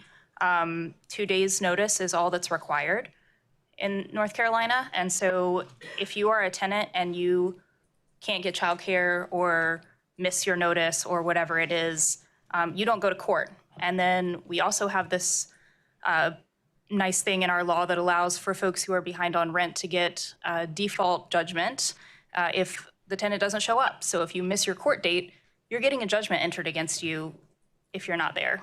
So this is when we talk about slowing this process down, we're not talking about slowing it down for ages. We're talking about trying to get close to some other states' baseline of time to give folks the ability to get another paycheck or potentially move out or have some dignity in the way that they move through the world. And this requires legal assistance. And it doesn't matter if there's rental assistance. And it would be my argument that if there's not rental assistance, that the legal assistance is even more important. Mayor, you asked this earlier, and I think there was an answer and conversation about why are people facing higher rates of evictions. We are in an eviction crisis in North Carolina and in Durham. And the reason that people are facing eviction is because the cost of everything is going up while wages are staying the same. And this is causing an impact. I talk about this a lot, but it's causing an impact on every system. It's putting a strain on every system. But I want to read a really interesting statistic that just came out of Chicago. There was a major study done that tracked eviction rates and violence. And so for every 1% increase in eviction rates in a census tract, they saw more that was associated with 2.66 more shootings. And that's neighborhood specific in a census tract. So we're not talking about broad correlation, but this is directly related to violence prevention. So I also want to say that, Mayor, I appreciated you saying this, that we have heard from a lot of landlords. We've also heard from some tenants, and I want to lift those voices up. Y'all have gotten some emails from folks who are advocates in the community. We also did hear from a couple of tenants at the public hearing. But it's really difficult for tenants to come because if you are in a housing insecure environment, you are in crisis. And so that is a huge burden to ask folks to show up to speak to these things. And I also want to raise the fact that there are a lot of landlords that I don't see in court. So this is something where we heard on Monday night, the sign of a good landlord is to not be in eviction court all the time because a lot of landlords are negotiating with folks. They see that someone's getting a month behind or that tenant comes to them and says, hey, I'm about to be a month behind, and they work with those tenants. And so we don't ever see them in eviction court. But there are other landlords, and this is a particular issue with corporate landlords, where they don't have flexibility in their policies, and so we do see those people in court in a major way. So just some things to be thinking about as we're moving through the conversation, but I appreciate all of it so far. Thank you for that, Councilmember Cook. Ms. Kovac. Yeah, thank you, Mr. Mayor, and thank you, Councilmember Cook, for those comments. And I appreciate everyone from the public who has commented on this as well. I really see and hear a shared desire to get to a better place that first and foremost serves our most vulnerable residents.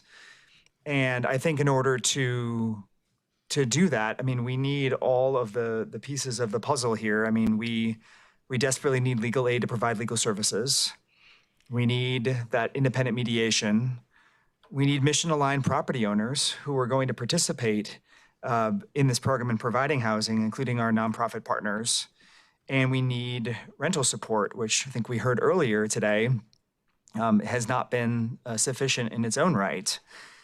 And so I want to make sure we get to a place of greater success in this. And I know there's been reference to Philly and other model cities that I'd like us to be looking at, to learn from.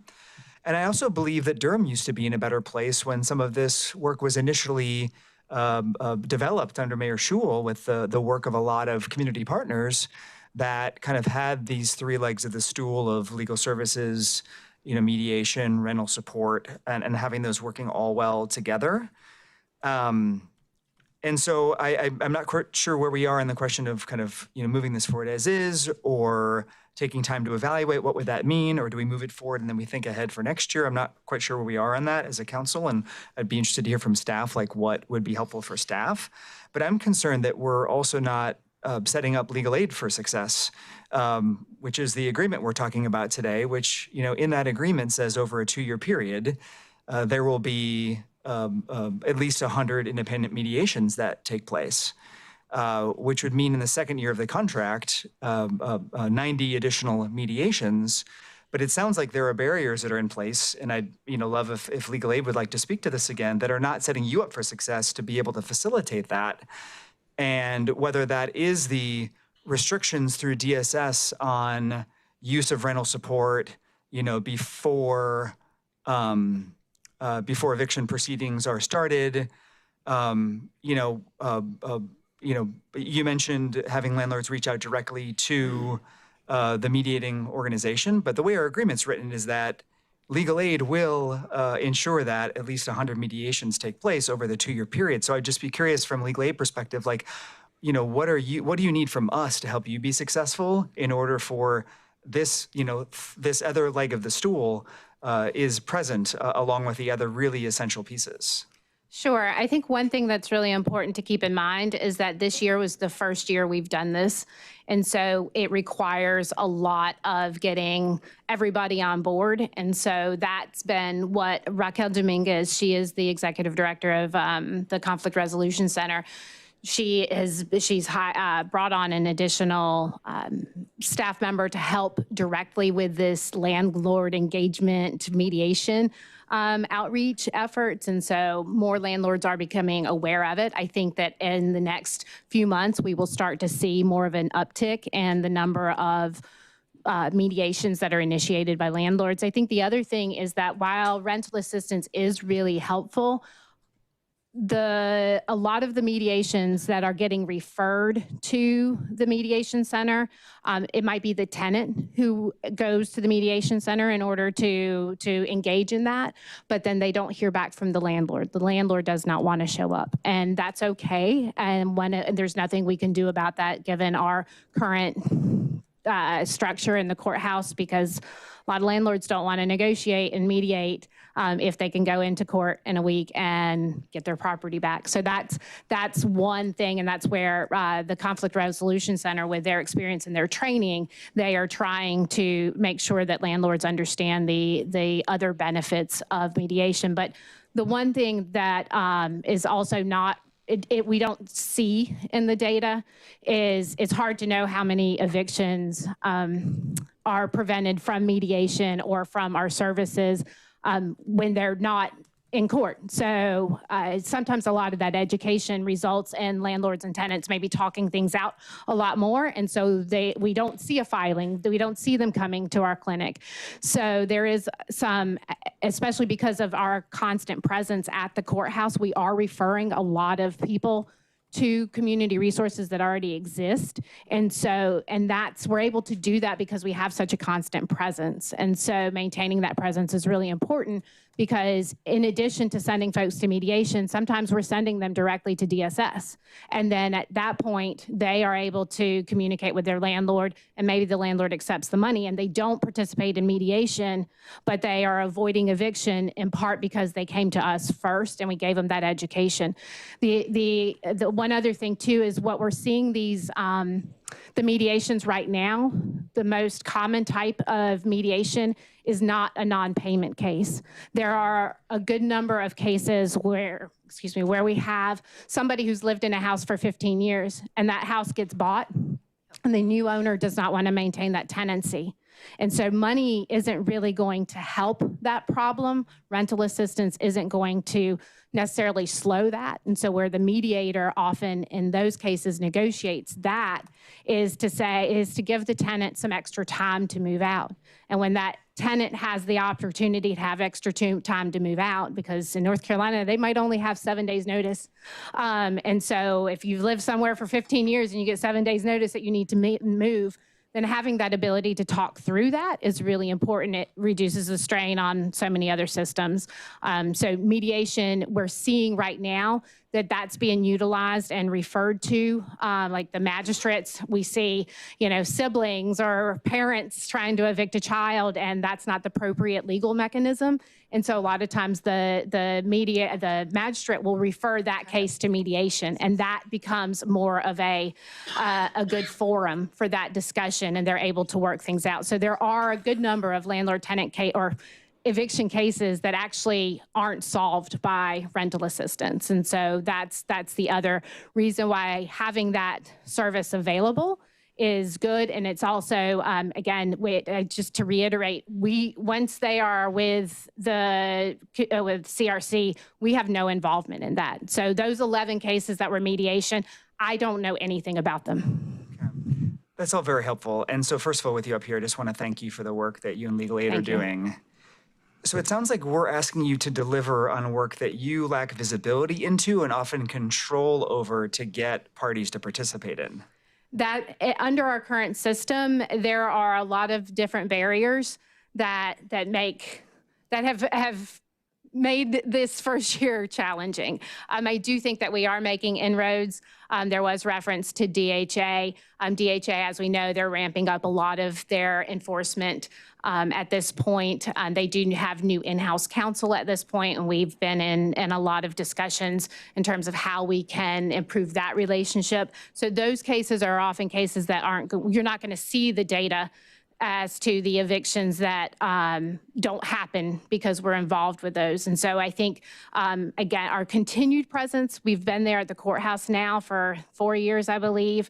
So community partners really rely on us. If we are not able to be there, then you're losing a really strong nexus between residents and the resources that we do have. And so I think as we continue with this mediation, and then perhaps, I'm always open to these continued talks with the county I've had many conversations with the county about the barriers with the rental assistance. But as we continue to have those conversations, then I think it will when people understand what we do and what we see, it makes it easier. I know there was a property manager who commented in the session on Monday, and I've reached out to him. We are going to have a conversation, and those are the conversations that I think will help make it easier for us to continue to do the work in the coming year.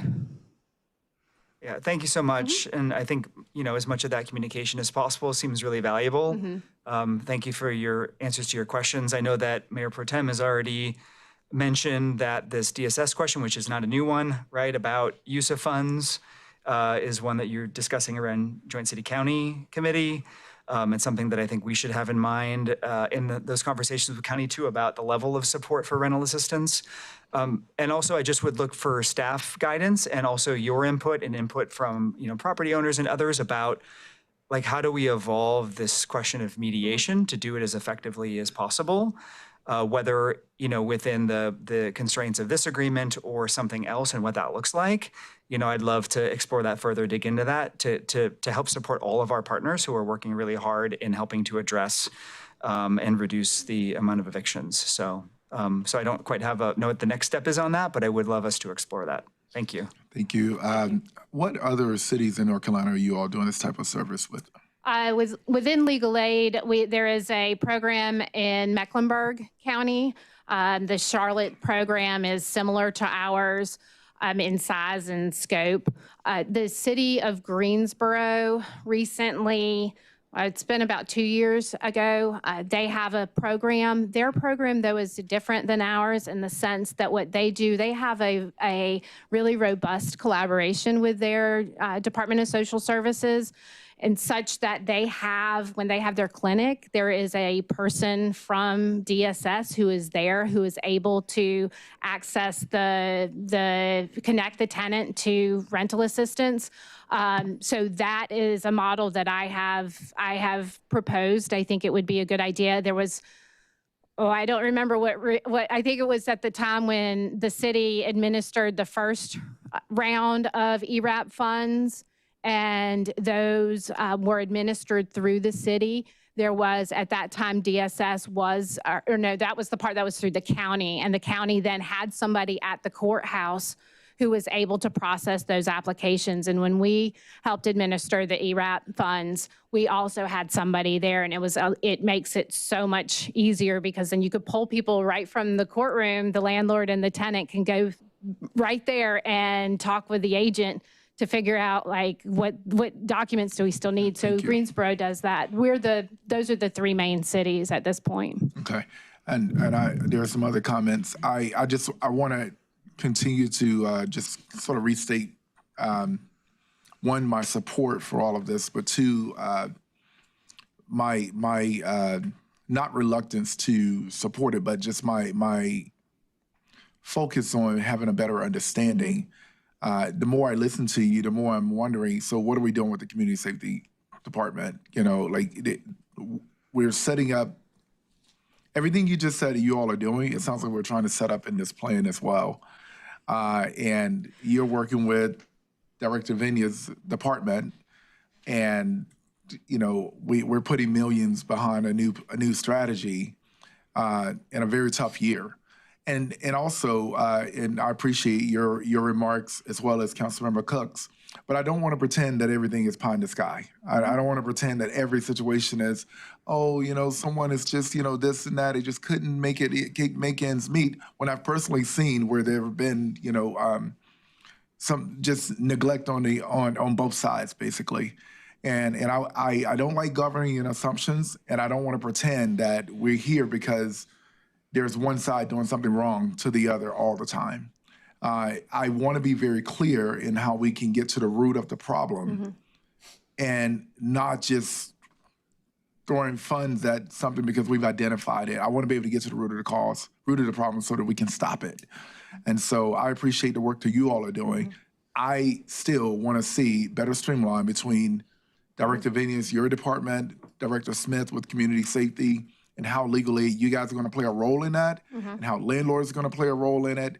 I know for a fact in some instances, there were folks that not paid rent in 9 months, and we're crunching residents into a situation that's unattainable, because if you go to DHA and there's a rent, there's like a rent where someone is paying $200 a month, they haven't paid in 9 months. And then the federal government is demanding that they pay or they evict them. They have to go to you guys, and we're making sure we pay you guys to support them. And at the end of and it gets continued whenever. And then at the end of the day, the resident is stuck out, hung to dry. And I want to avoid that. So absolutely, what does that look like? Maybe making sure that the reason why that resident could not pay their rent at $200 a month, we make sure that doesn't happen again. So that's why I'm asking these very driving questions or making these comments, because I'm not going to pretend that there are not issues on both sides of this. Absolutely, and I absolutely welcome those questions. I think one of the things that happens, particularly with DHA, I'll just really briefly address that is that there was a time during COVID era when their offices were not staffed.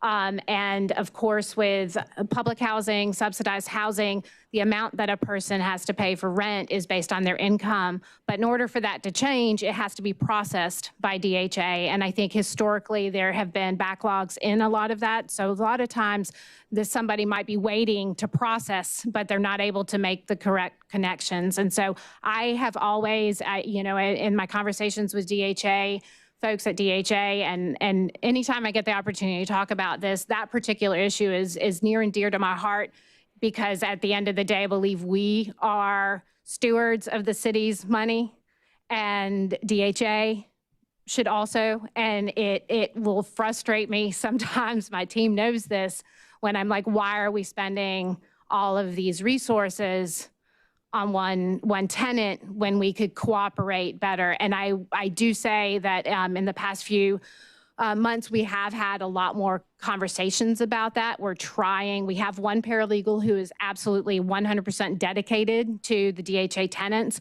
and reviewing their ledgers. And we are hoping in many cases we are able to resolve those or the voucher terminations. And so that is, it is, there was a lot that went on in those few years, and we're starting to see the effect of that. And so I just, anytime I open, my door is open, Sanir, I'd love to talk about this, and I welcome the conversation as well with DHA, the city and DHA, so that we can talk about what that looks like and how we can be more efficient in that. Thank you. Mayor Pro Tem. Yeah, thank you. I'm just going to say, looking at the amounts of money we have increased to this program while not having rent assistance. I mean, we heard today it's $250,000 is what the county is giving to rent. It is a completely lopsided scale. And so I have a lot of concern that we're giving over $1 million to this. It's $1.4 million. We could take half of that and put it towards rent assistance and do more than what the county's doing with their dollars. And so it's $750,000 additional for additional legal assistance and tenant landlord education activities. Is that also then covering the landlord engagement, or is that separate? So it's like you start to add, I think it's 750, 250, because the 1.4 is over 2 years to extend the current. Okay, so it's 750 per. 750 okay, and 250 is the apples to apples, yeah. So that, I think, and we're not in a place to really, we are kind of run out of runway. I do not like the contract in front of me. I think that we have to be better with our dollars. I think that rent assistance, because right now, the way it's structured is most folks aren't going to DSS. They're going to go to the churches. They're going to go to the community partners that have small cash funds to help you out. If that's what you want, that's what you're going to do to pay your rent. And that's what we know community is doing. And I've spent, I'm not an eviction attorney, but I've spent many days in eviction proceedings watching. And there are some really bad actors in our community. And there are others who legitimately try and work with their tenants. And I also know, I mean, I had to rent my house out for a few years. I could have maybe covered somebody for a month, maybe 2, but after that, I'm going to lose my house. That's what's going to happen. And that's also not fair. So we have to do, I'm going to say yes to this now because we don't have a pathway, but I don't want this back in front of me in the same structure. This is lopsided. We need better rent assistance. We need better mediation. And honestly, the attorneys need to be the last recourse.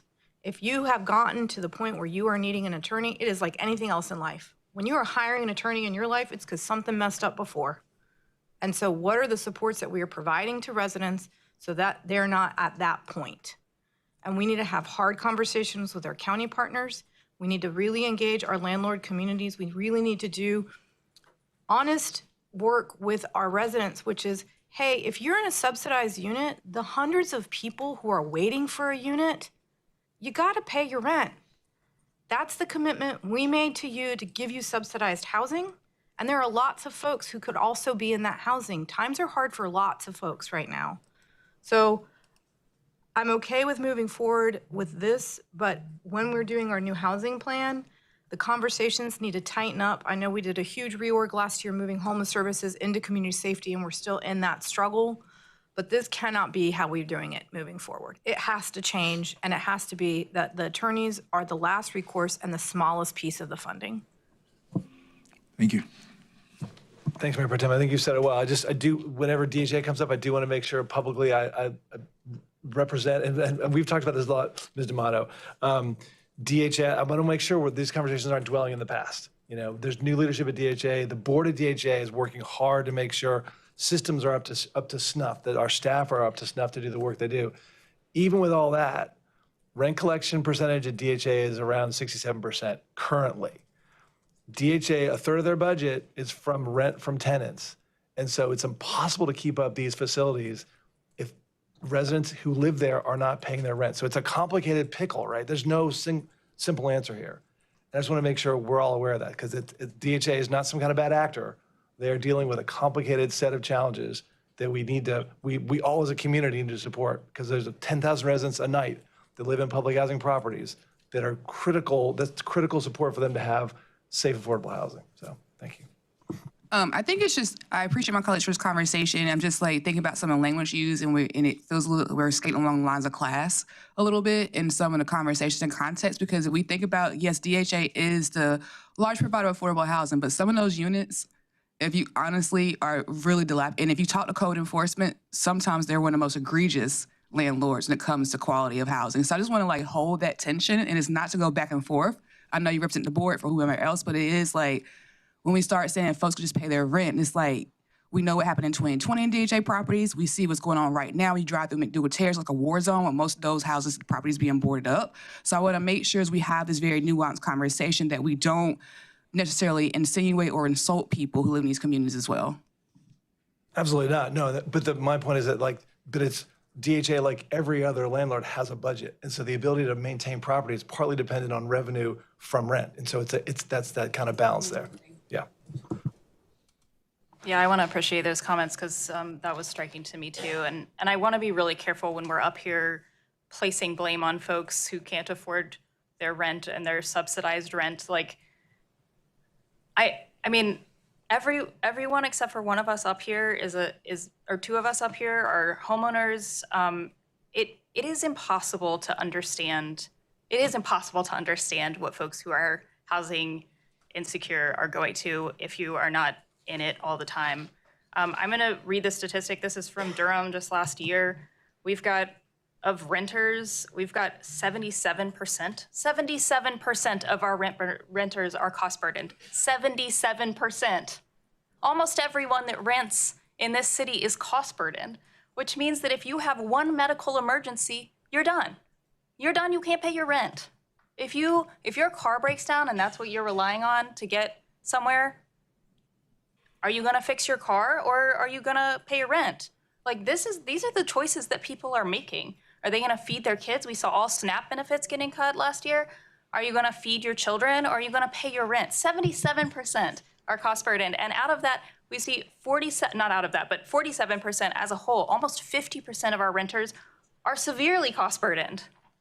Like, that is an incredible statistic. We need to have a real serious conversation, and we can't fix that unless we could set rent prices and get free medical care and lower the cost of eggs and all of the other things. I mean, we are not fixing all of that upstream. We can fix some of it, and I don't want to say that we can't, but I want to be really careful doling out blame to folks who end up in eviction court because they are not there by choice. They are just not there by choice. It's an incredible, incredible burden to be in eviction court and to not know if your children are going to have a safe place to land. Just so we can clarify, because as one of the renters on here, some of us rent because it's actually more economical to rent opposed to being a single woman, a single income, and owning a home and trying to cut grass and stuff like that. So I don't want to paint it as that all of us can't afford to buy a house. It's more so that preference works. Well, just when we said it, and you said only two of us own, it's like, that was a stray for me and Leo. So I just want to clarify, some of us, it's like you have to do what's best for your preference in your household more so. We want to make sure we have options for everyone to find the type of housing that works best for their family. Yes, and this is not a statement against renters, because many people make decisions to rent for many, many reasons. That's not it. But if we have a system where 77% of our renters are cost burdened, then that is us failing. That's us failing. And it's not necessarily a local government issue. statewide and federal government for sure, but that's what we're dealing with. Those are the statistics from Durham. Thank you. And as we are having this conversation, and as we have other conversations, we also should be able to have tough conversations without adjectives on them. I don't think anyone is blaming anybody. I know I've been called a dangerous black man before, and I talk crazy to people. That's normally what happens after council meetings, and people get on Facebook and talk about it. We should be able to have these conversations. And we should be able to say not every landlord is a bad landlord, and not every tenant is a bad tenant. Not every tenant is a good tenant, and not every landlord is a good tenant, period. I don't think that's blame on anyone. What I'm trying to make sure we figure out is how do we best utilize the money? And I don't think there's an issue with asking the question, how do we stop this crap from happening? We're funding an entire law firm outside of the city. I'm okay with supporting that because they're doing the great work. But I also don't think there's anything wrong with saying we have two departments doing very similar work. Are we making the best investment to help the actual people in need? That's clearly what we're asking. I don't think that anyone is attacking anyone. I don't think anyone is throwing blame. I don't think anyone is yes, there are people who have not been able to pay their rent in 9 months. And sometimes even longer. That is an issue. It's not an issue with the person. It's an issue with the fact that they can't pay their rent, and we need to figure out why, so that we can really support them. There's nothing wrong with asking that, And so my idea is just trying to get to the bottom of it, so the folks aren't struggling, So I appreciate the comments, but I want to make sure that we aren't, that we're actually talking about it and not taking issue with what questions are being asked. Mayor Pro Tem, go ahead. Thank you. I really appreciate everyone's comments. It would be helpful if staff, and I know there's lots of conversations that are happening, it would be great to get some kind of update in the next few months from both Housing and Neighborhood Services and Community Safety, because there's this overlap around these housing questions, and really digging in through the homeless strategic plan and the housing plan. And I know y'all are brilliant, you're gonna do it, but to provide us kind of insights, where is the duplication?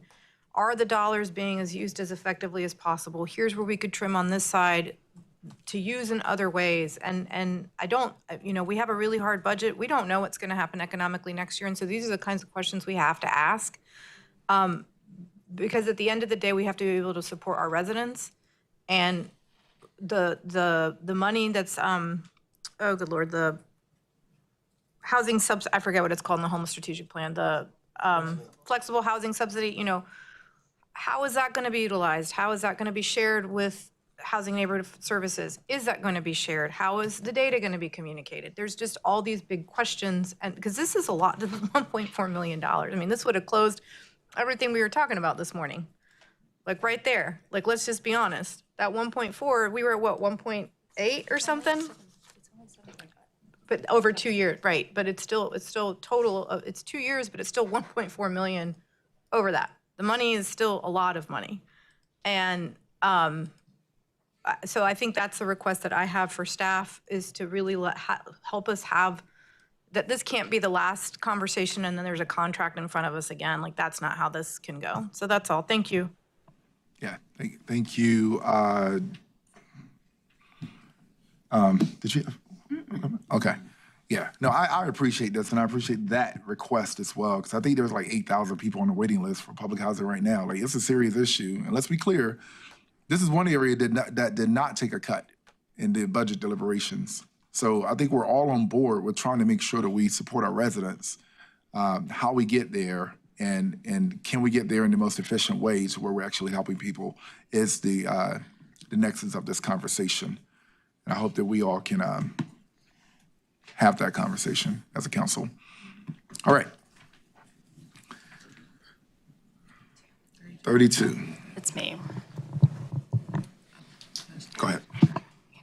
I also pulled, so I'm going to, if I can start. I think this may be for Director Vinas, no, whomever. I had some questions about the contractual amount that we're allocating to the program. Hi, good afternoon. Alexis John, Housing and Neighborhood Services Assistant Director.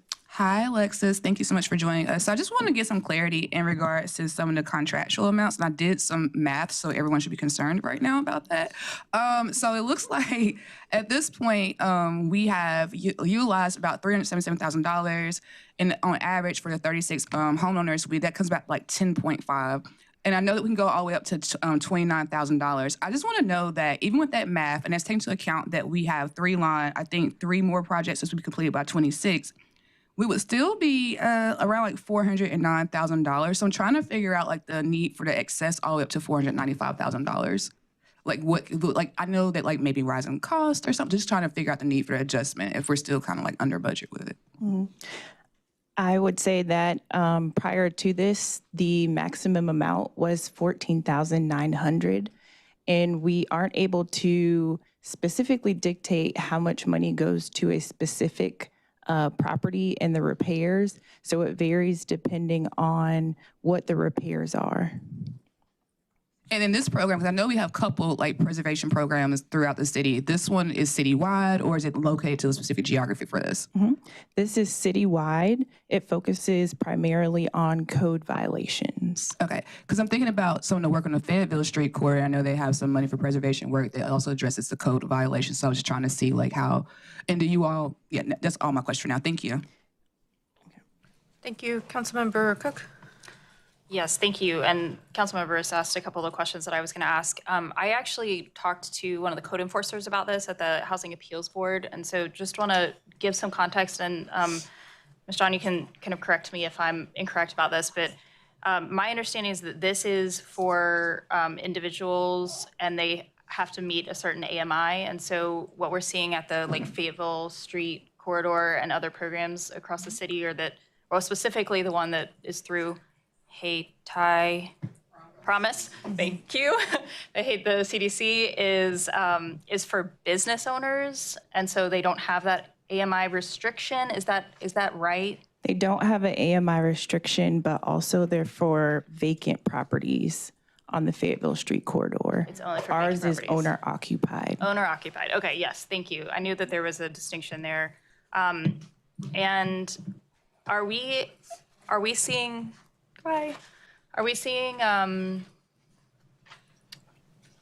AMI is still like relatively low? Housing repairs are expensive, and I'm gonna go to the same chart that I was looking at before, which is that in Durham we have 61% of our low-income homeowners are cost burdened with their properties, and so if you do have a repair, that's a pretty significant cost. Is there any information or anything that we should think about changing that AMI requirement? Do you know if there are like tons of people who are right over it, who are needing assistance and can't access it, or anything that would be helpful for us moving forward about this contract? I would say that the 80% AMI is working for the program, but we're definitely open to considering other options. So most of the people who need the assistance are able to qualify for the program? Yes. Okay, that's helpful to know. And then just for our knowledge, how is the information disseminated about the program? Mainly, so this program focuses specifically on code violations. So it comes from a code enforcement officer once a case is already created. So it has to have an active case, and that's when the information is shared with the neighborhood preservation manager if the homeowner expresses financial difficulty in bringing those violations into compliance. Okay, so it has to be an affirmative statement by the person who has received the code violations that they have difficulty affording the. Mm-hmm. Okay. Has there been any thought about maybe sending that information out with the enforcement violations, just like a preliminary of this program exists, you might qualify for it, sort of thing? Mm-hmm. Yes, we have considered that. However, we currently have properties that we are working through, and so we have a maximum amount that we're able to process at this point.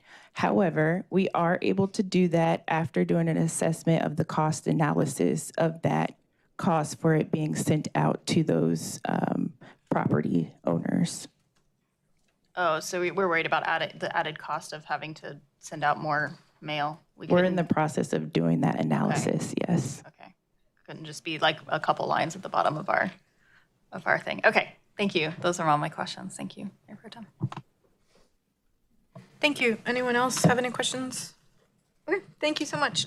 Next item I have pulled is item number 49, and that is both Councilmembers Rist and Cook. We'll let you decide who amongst you wants to ask your first questions. I'm sorry, what? We can take a break as soon as we're done with the pulled items. This is the last pulled item, and then we'll take a break before presentations. And just really quickly, since I'm on it, we were going to do presentation number 41 first, then 38, and then 48.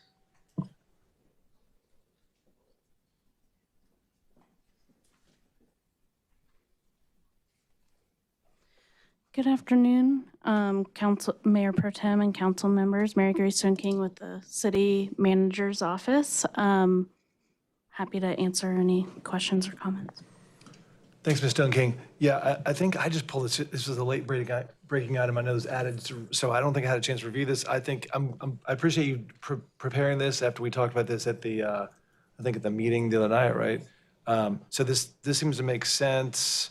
I need to review it more thoroughly, but I appreciate you doing that. I think this is the right way to go, given our conversation. So I think that's it for now. I just want to, I don't know if you have more questions. Yeah, no, exactly the same. Just would like to put it on GBA and have an opportunity to kind of review it more thoroughly. Okay, go ahead. Thank you, Councilmembers Cook and Riz. Go ahead, Councilmember Baker. Yep, thank you. Also need to have more time to review it. I'm just curious about this being a resolution versus an ordinance, of how that's treated differently. And then two, there is language in here that uses the word shall, for example, and shall within a resolution. What exactly does that mean? I'm going to ask the city attorney to address that.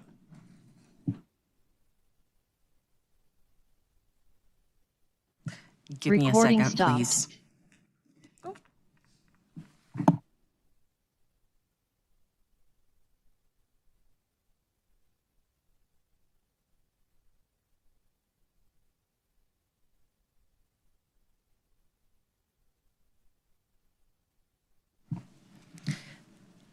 Hi, Sophia Hernandez from the City Attorney's Office. And so I believe that the choice to pursue a resolution was because the Asheville resolution was highlighted as a good go by, or that another municipality had done something similar. And so if I'm not putting words in Mayor Grace's mouth, but I believe that that was a good starting point, seeing it as Asheville had done a resolution. Would that be fair, Mary Grace? Yes, and I mean, I would say that in the resolution are policy commitments that the city manager and the city have agreed to make. If that, I'm not sure if that helps with the shall versus, but yeah. Let me layer on there. So, I mean, just for full transparency, I believe the conversation we had Monday night was about a resolution. I didn't specifically have a conversation about an ordinance, and I would defer to the attorneys about what could legally be captured in an ordinance and whether or not that would be a more stringent or appropriate guidance. I think so we just pursued a resolution because resolutions capture the direction of council. So whenever council adopts a resolution, they are formally stating their intent, and anyone who is beholden to the council, like myself and the staff, are obligated to follow resolutions of council. So shall means that I am receiving a directive from the council that is captured by a formal vote that clearly I would have consequences for if I were to violate. I don't want to opine on resolution versus ordinance, and would encourage you to have that conversation with the attorneys. But I think as we discussed loosely Monday and now more firmly today, I consider this binding on the administration. So because it is, this does not give me discretion to do something different without the clear understanding that I have violated a directive from the council. I think that's as much as I'll say about it, and I interpret shall to mean I shall, so. And if I could add, Councilmember Baker, yes, we generally see resolutions as policy statements that guide a lot of the internal workings, financial policies, resolutions. An ordinance, we certainly could explore, and we can talk about that more. But generally, when we think of an ordinance, it's sort of what other folks can or cannot do, not necessarily what the city can or cannot do. And then we would be thinking about what teeth does the ordinance have and what enforcement mechanisms are behind it. And I did not, from Monday's council meeting, think that that's the direction that we wanted to go as far as enforcement mechanisms, but happy to have a conversation offline. Yeah, I was curious. I think of a resolution as should and a ordinance as shall, and so I just wanted to get some. We have the Durham minimum livable wage ordinance, which is guiding us. So I was just curious and happy to have those conversations till Monday. Great, thank you. Thank you. I would, before we leave this item, I would say I do acknowledge the short amount of time council's had to see this. I would ask if you have specific questions before Monday, given that Monday will be the last meeting before break. I would love to get those questions. In the interim, we'd be happy to get responses out to council, especially if there's a need to tweak language or go back and forth. So my request is that any proposed changes or questions about the ordinance come to us as quickly as possible so that we can be thoughtful in our response to those. Okay, I'm sorry. I just want to also say I appreciate this. While we could have a conversation about an ordinance, I do not feel like we have enough time to get that done before June 15th. So that may be a decision that council says they're interested in. But I at least for me, I don't want to rush staff, and I don't want to do a thing quickly. I feel good about the resolution where it is. And so if there's interest in an ordinance, I still think we pass a resolution and deal with that broader question after the break. So. Colleagues, if you go ahead. Sorry. I did just want to note too, the reason for at this work session and for the next council meeting is because of the conversation around having a resolution before the execution of the Exxon contract. So I just wanted to remind council of that in terms of timing. Thank you for that reminder. Colleagues, I think, does anyone else have any questions on this item? Yeah, it's on GBA. Yeah. On that note, we're going to take a 10-minute break. Are folks good with that? And come back, and then we'll do our presentations. Thank you.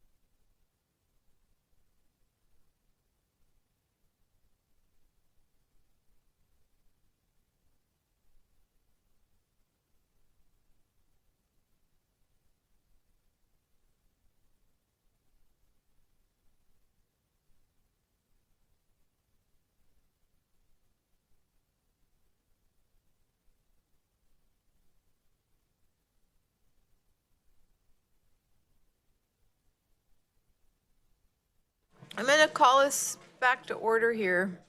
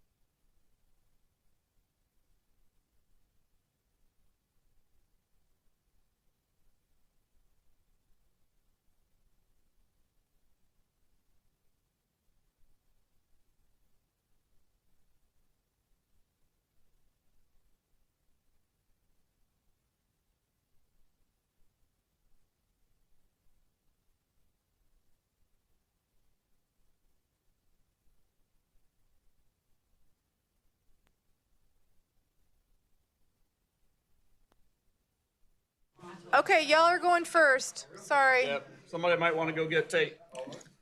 I need Police Chief Tate. What? She just made the change. Well, because we're being told that that would be, they did some horse trading amongst themselves, Madam Clerk. Sorry about that.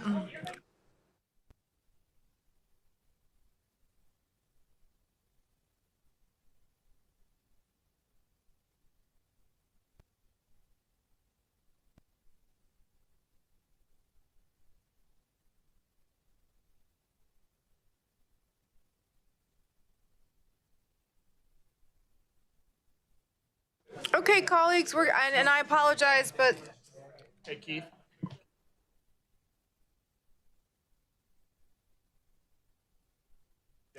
that's what amongst themselves they decided.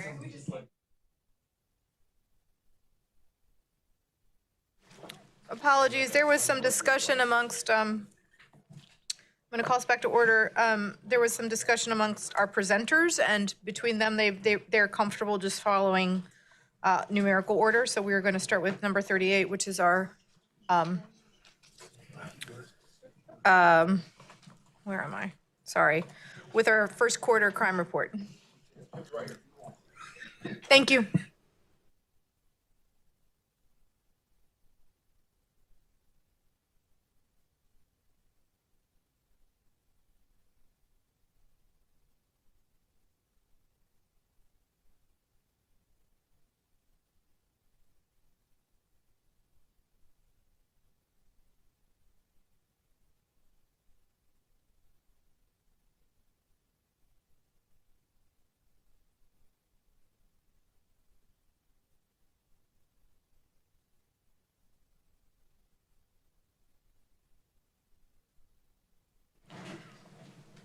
Good afternoon, Chief Tate.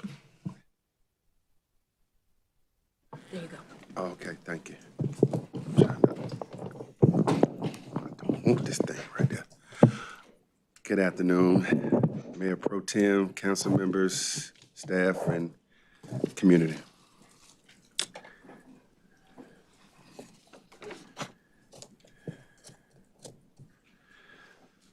All right, I will be presenting our first quarter crime report summary for January through March.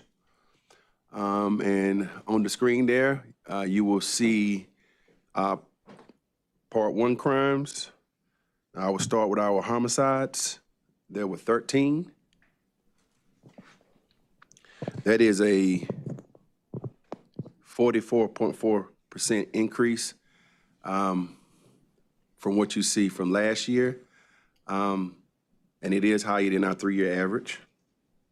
We had 13 reportable homicide offenses, 12 homicides, and 2 of those were domestic violence cases, incidents, and 1 was a negligent manslaughter. We also had one of these incidents that occurred near a homeless encampment near Felver Street. And then we had a second one that you would see that was near a homeless encampment, not on this report, but it'll be on the second quarter report. One of those DV cases was a murder-suicide between a boyfriend and a girlfriend. Excuse me. And one of those other DV cases was a mother and involving her 3-year-old child. The negligent manslaughter was a negligent firearm discharge. Go to the next one.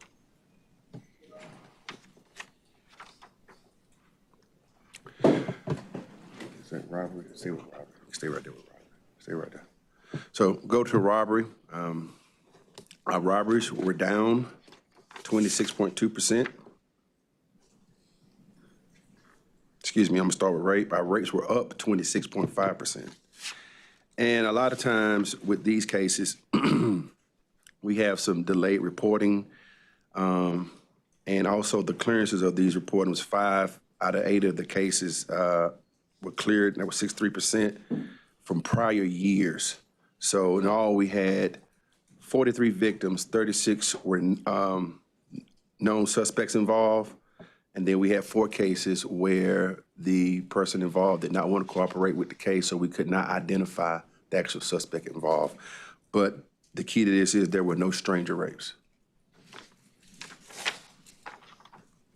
Moving on to our robberies in the first quarter, there were 76 robbery offenses. That was a decline of 26.2%. And one of the things that's significant in this is that we made some significant arrests. We had one gentleman that was responsible for 6 commercial robberies that occurred from December of 25 to January 26. So when you start making arrests with people that are involved, you start breaking down the network. And I would say that's not just good work. It was good work from our department, but it was also help from our community because we can't do anything without them. So when you see numbers decline like that, that means we've had some help from the community to help solve crimes, which is important for us. 78% of those robberies were from individual, and 22 of those robberies were commercial. Moving on to aggravated assaults, you will see that there was an increase of 14.8%. And even though the number of incidents went down, we had more people involved. So what you're seeing here is you're seeing more high-capacity firearms being used, and it might be more rounds that were distributed into a certain area. So you might be pointing at a certain particular target as a suspect and might hit a house. We've seen houses hit. You have a house, instead of having one person in there, there may be 5 people in there that will drive that number up.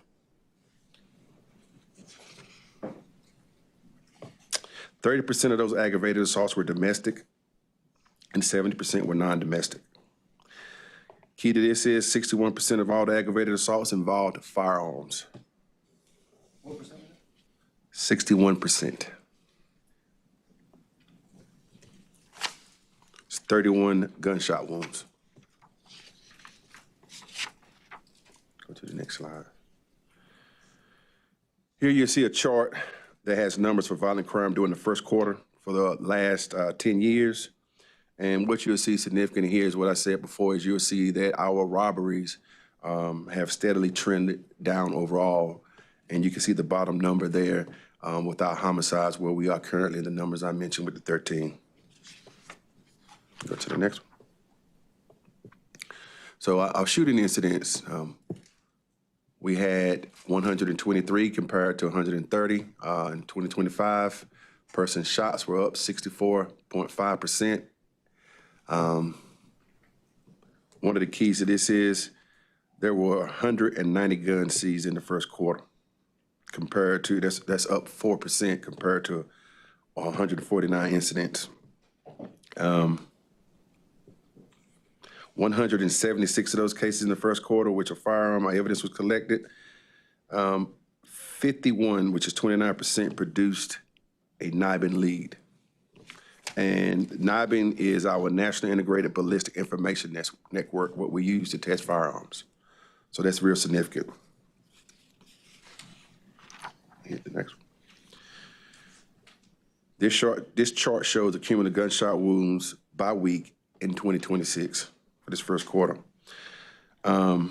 What's significant here is nearly 40% of the gunshot wounds in the first quarter occurred during the 2-week period from late February to early March. So it was the first part of the quarter where we really saw a mid part where we really saw, coming into the mid part where we really saw a lot of the actual gunshot wounds.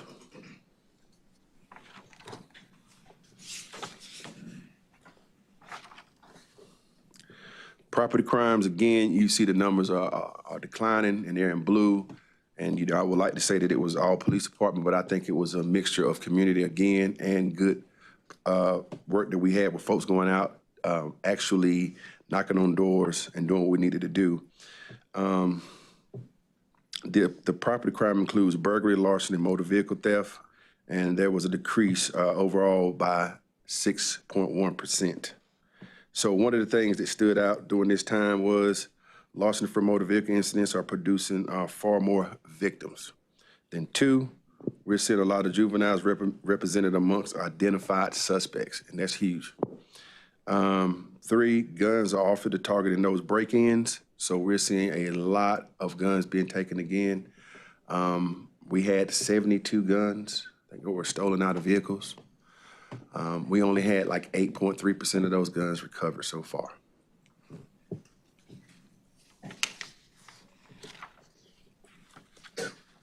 Our larcenies this quarter, again, 43% of those larcenies were from motor vehicles. And then our motor vehicle theft was down 19.8%. 87% of the vehicles stolen, not including attempts, are vehicles not registrable or have been recovered. So a lot of them have been recovered already. And again, it's the Hyundai that's been stolen, Kia, followed by Honda. So we had 52, 29, and 29 for those makes, the amount that was taken.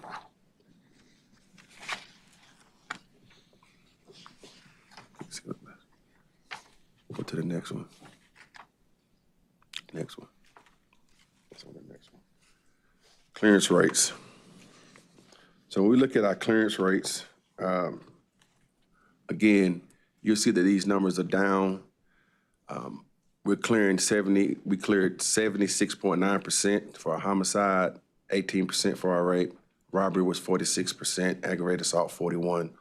Burglary, 22%, larceny 13%, motor vehicle 15%. Again, when we're talking about property crimes, that's gonna take a lot of help from tearing down networks. We had a lot of groups that were targeting apartment complexes, businesses, and that's why you see those numbers. But we did get cooperation and the things that we needed through an investigation to actually help clear a lot of these crimes that were occurring.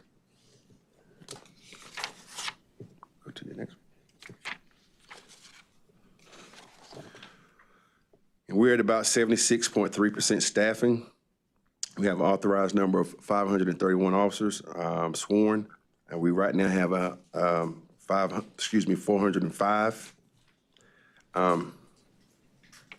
Non-sworn, we're at 91% for our non-sworn, so that's good. We're authorized 145, and we have our actual number of 133. Go to the next one. One of the things that is good for our department, which is not unique to Durham, is recruiting. And I've said this before, but we were lucky, and through luck and hard work from our department, we were able to graduate 30 recruits. That was Academy 62. That was the largest recruitment class we've seen in a while. In March, we started with 33 recruits for Academy 63. So they're ongoing now. And our recruiting efforts for 64 remain strong with 24. And I think this is a positive for the department when we look at recruiting and getting officers in to our apartment and getting people out on the street to help with our community. So I think that's very important. And those numbers I commend the people that are doing the work and doing the recruiting. We're having to be very creative when we're competing against other agencies in the surrounding area and nationally. I think that's very important to recognize that they're doing a great job. Also with our recruiting initiatives, our 30 by 30 initiative that we have that we've talked about for a while, that's still going strong. I run DPD, which officers love. A lot of officers here in the department, they love to run. They have a passion that I probably don't, but they love to run. And so our lateral officer initiative is also thriving. We only got one, but I'm proud of that one person that we got in for our lateral class. We only got one this quarter, but it's great. We had seen this young lady throughout Durham, and we were asking her to come, and she finally did. So I'm happy that we have a lateral transfer, a new one this quarter. That was great. The next one.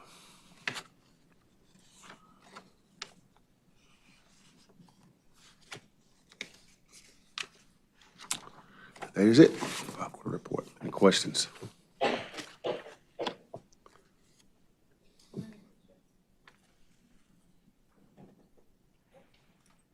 Go ahead, Councilmember Baker. Hey, thank you for coming in. Yes, Good to see you again. Good to see you. Just a few questions. I'm curious about with the homicides motives. I'm just curious about what you're seeing as the primary motives behind some of the homicides that you're seeing. Well, I think that there's different. You see that there's one that was a negligent manslaughter, accidental discharge, apparently. There was also a domestic violence case, and you really never can tell what's going to go in someone's house. So it's it's kind of a mixed bag. Some we've seen where there were arguments, and then someone stabbed someone over an argument. Then also we've seen the gunshot wounds. So I don't think that there's one particular thing that's going to narrow down why a particular person decided to murder another person, commit a homicide. It's a mixed bag.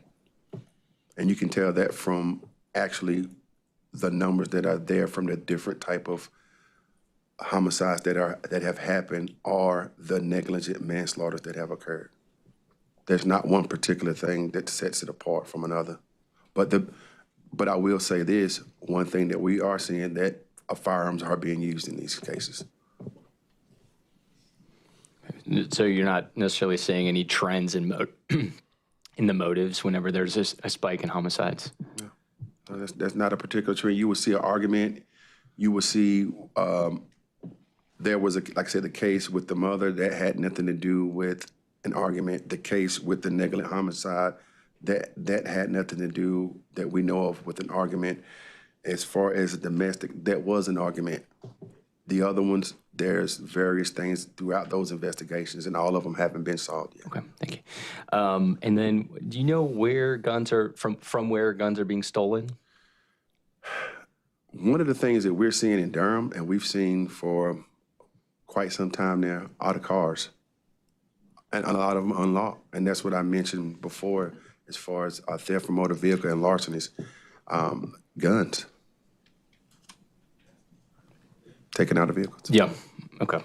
Yeah, I'm not surprised by that. I think probably people in this room have experience of people breaking into their cars and just rifling through and not actually taking anything, but looking for guns. Okay.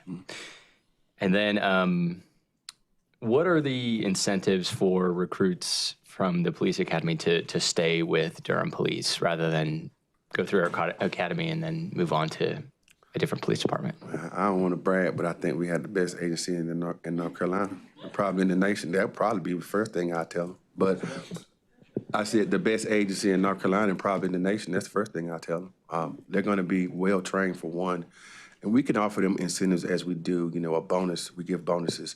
We can offer them a take-home vehicle, which a lot of them, if they live within the correct mileage from the city, we can offer that. Those are all bonuses that we offer. But one thing I would say that we offer more than anything is we offer a community and a family here. If you want a career and you want a family and you really want to be a servant type person, this is the place for you to be, right? Because it's about, yes, it's about finances for some people, but also sometimes it's about a career. All right, thank you. Thank you. Councilmember Rist? Oh, no, Councilmember Burris and then Rist? Okay. Okay. All right. Thank you, Chief Tate. Appreciate the presentation. Yes, sir. obviously the first quarter was a rough quarter with respect to violent crime. It's Captain Packard or Captain yeah. Packard. I read those the watch reports every day, so I know there was a phase there in like February, March where things were a lot of stuff going on. So appreciate you giving us that. It's not easy to see that information, but it's important to hear that. Sometimes, and I know that we see these reports every quarter. Things tend to go up and down for different reasons, and sometimes it's hard to see the trends, the patterns with the sort of the quarter-to-quarter data. I know that in the past we've had a report on sort of like a 10-year analysis of violent crime per 100,000 population, and I didn't see that slide in this report. We can If you can get that to us, we can get that to you. I appreciate that. Yeah, because again, with the spike here, just to see how we're doing in that sort of 10, because the 10-year trend has been largely going down, but we'd love to see that. Yes, sir. That figure. Appreciate that. We can do that. Yes, Thank sir. No problem. Thank you. Councilmember Burrs. Thanks for presentation. Sorry, I'm speaking fast. I have a question and just want to, two questions really. So are we seeing an uptick in recruits that have been rejected by other municipalities from their academies? I am not aware of that, but I can find out. We do a good job of vetting, and they have to meet. So one of the things they have to meet is they have to meet the state requirements, right? So if they didn't meet a state requirement at another law enforcement agency, they won't meet one here. So we wouldn't be able to say them if they didn't meet the Training and Standing Commission requirements to be a law enforcement officer. So it wouldn't be like you could not meet it there and then meet it here. But if something happened with another agency, that is something that we would have to find out. Okay, and then my second question, I'm trying to phrase it so I don't sound ageist, but when I was at the last academy graduation, the recruits were like babies to me almost, like so young. And so I'm just thinking about, and not trying to compare like millennials from like a younger generation, because people always try to do that, but like what does support look like for them, honestly, for the younger officers who were like 21, 22, frontal lobe, all the things, like how do we make sure that they are best situated to be out in these environments? So we have a mentoring program throughout our agency, and we have a peer support program in our agency. So that really helps young officers. And we encourage them, I always tell them, I have an open door for everybody, for the right things, right? And so everybody that's in here with me, we are always trying to reach out and talk to our officers, our leadership, our senior leadership, our middle management, our frontline supervisors, the programs that we have in place. We are always reaching out to them to let them know there are services, there are resources for you. And if something happens, we're going to do a debrief to make sure that their wellness is first. And so we do have a wellness program inside of our agency for that. But I welcome the youth because that's the future. No, I appreciate that. I asked that question because when I did my ride along, I hung out with like an older officer and two younger officers. And I have not laughed that hard in a very, very like belly laugh with hanging out with them. So thank you so much. I appreciate it. Yes, of course. Can I elaborate on one of those answers? So I know there's recently been some negative press about problem officers going from agency to agency across North Carolina. I want to reiterate that we closely vet anyone that has experience in another North Carolina department. There is a state database that tracks any sort of behavioral issues, and I think that's something our department has excelled at. So while I was disappointed to see that article about some of the agencies in our state, I'm proud to say that it is something that our department screens very carefully for. Thank you. Thank you. Anyone else? Oh, go ahead, Councilmember Cook. Thank you. I have two questions. One is the clearance rate seems to be just going up and up. Do you have anything that you credit with that, or? So a lot of times when you see a clearance rate like that, it's usually you're tearing down a network. So repeat offenders committing crimes. And you go back and you find out through evidence and investigation that they also broke into this string of vehicles. Okay. And so that's why when you see the clearance rate looking in a negative manner, that's what you see. Okay, that makes sense. And then any progress with giving away firearm locks? Any new movement to doing community education? I know that we have I know we're doing it, but it sounds like we're not close to where we need to be. So are we thinking creatively? What are y'all doing about that? So I attended, some of the officers attended a youth explosion at Mount Gilead Baptist Church off Dow Street. It was a great event. And we went out there and we talked with Ms. Gilmore with the Sheriff's Department. I also talked with the Sheriff briefly. We want to partner with them as far as what they do, as far as like gun safety. And they were out there giving away locks. And that is something that we're going to partner with. We're also attending an event, Cornwallis through Grace and Miss Swoops, the 17th. And so when we attend these events, we're going to try to make sure that we have information to provide to citizens about gun safety and try to partner more with our surrounding other law enforcement agencies inside Durham to kind of do what you're kind of talking about, going towards those type of safety measures. Yes. Yeah, I mean, I just remember going to like a community event a couple years ago, and this was one of the main things that folks were talking about. I do think there's a lot of creative ideas in the community about how to get this messaging around. So I like to hear that y'all are sort of partnering with some advocacy groups, and I would encourage that because I think folks have good ideas, and I want to make sure that we're like finding every pathway we can to get that firearm safety education out there. So it does seem like that is a major problem. But yeah, I appreciate that. Thank you. Thank you. Anyone else? Okay, thank you. I just have a real quick question. Around domestic violence, are we seeing increases? I haven't seen a spike, but those 2 homicides in the first quarter is alarming, and it's something to keep our eye on as a department that we need to track and that we will track to make sure that we're doing everything that we can from our standpoint. Thank you. I just know sometimes we know when economies get tight, we do see domestic violence increase in homes, and so we know that people are struggling, and so whatever you need also from us around messaging and things like that. I will just say I know that in immigrant communities, unfortunately, you also see spikes in domestic violence, especially around stress and what's happening in those communities. And so, and a lot of those people are not going to report right now. And so that's just something that's been weighing pretty heavily on me, just thinking about what might be happening in homes across our city for folks, for lots of reasons, just not feeling that they can come forward. And just we might be seeing some bad outcomes right now. So I'm something that I'm glad that y'all are also worried, and as we get subsequent reports, it'll be something I'll be asking about. Thank you. Yes. Colleagues, anyone else before we move on to our next presentation? Thank you so much. Thank you.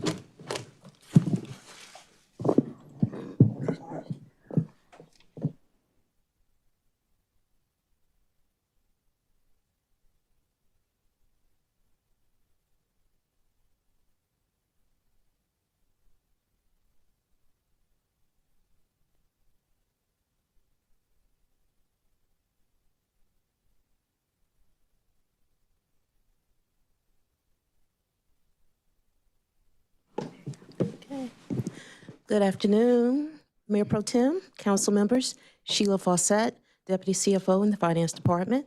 As you're aware, over the last 11 months, we've been working on a disparity study, and today we have Miller 3, Mr. Dave Miller, here to give you our final report and give a presentation in reference to that. Thank you for having us, and I'm going to turn it over to Mr. Dave Miller.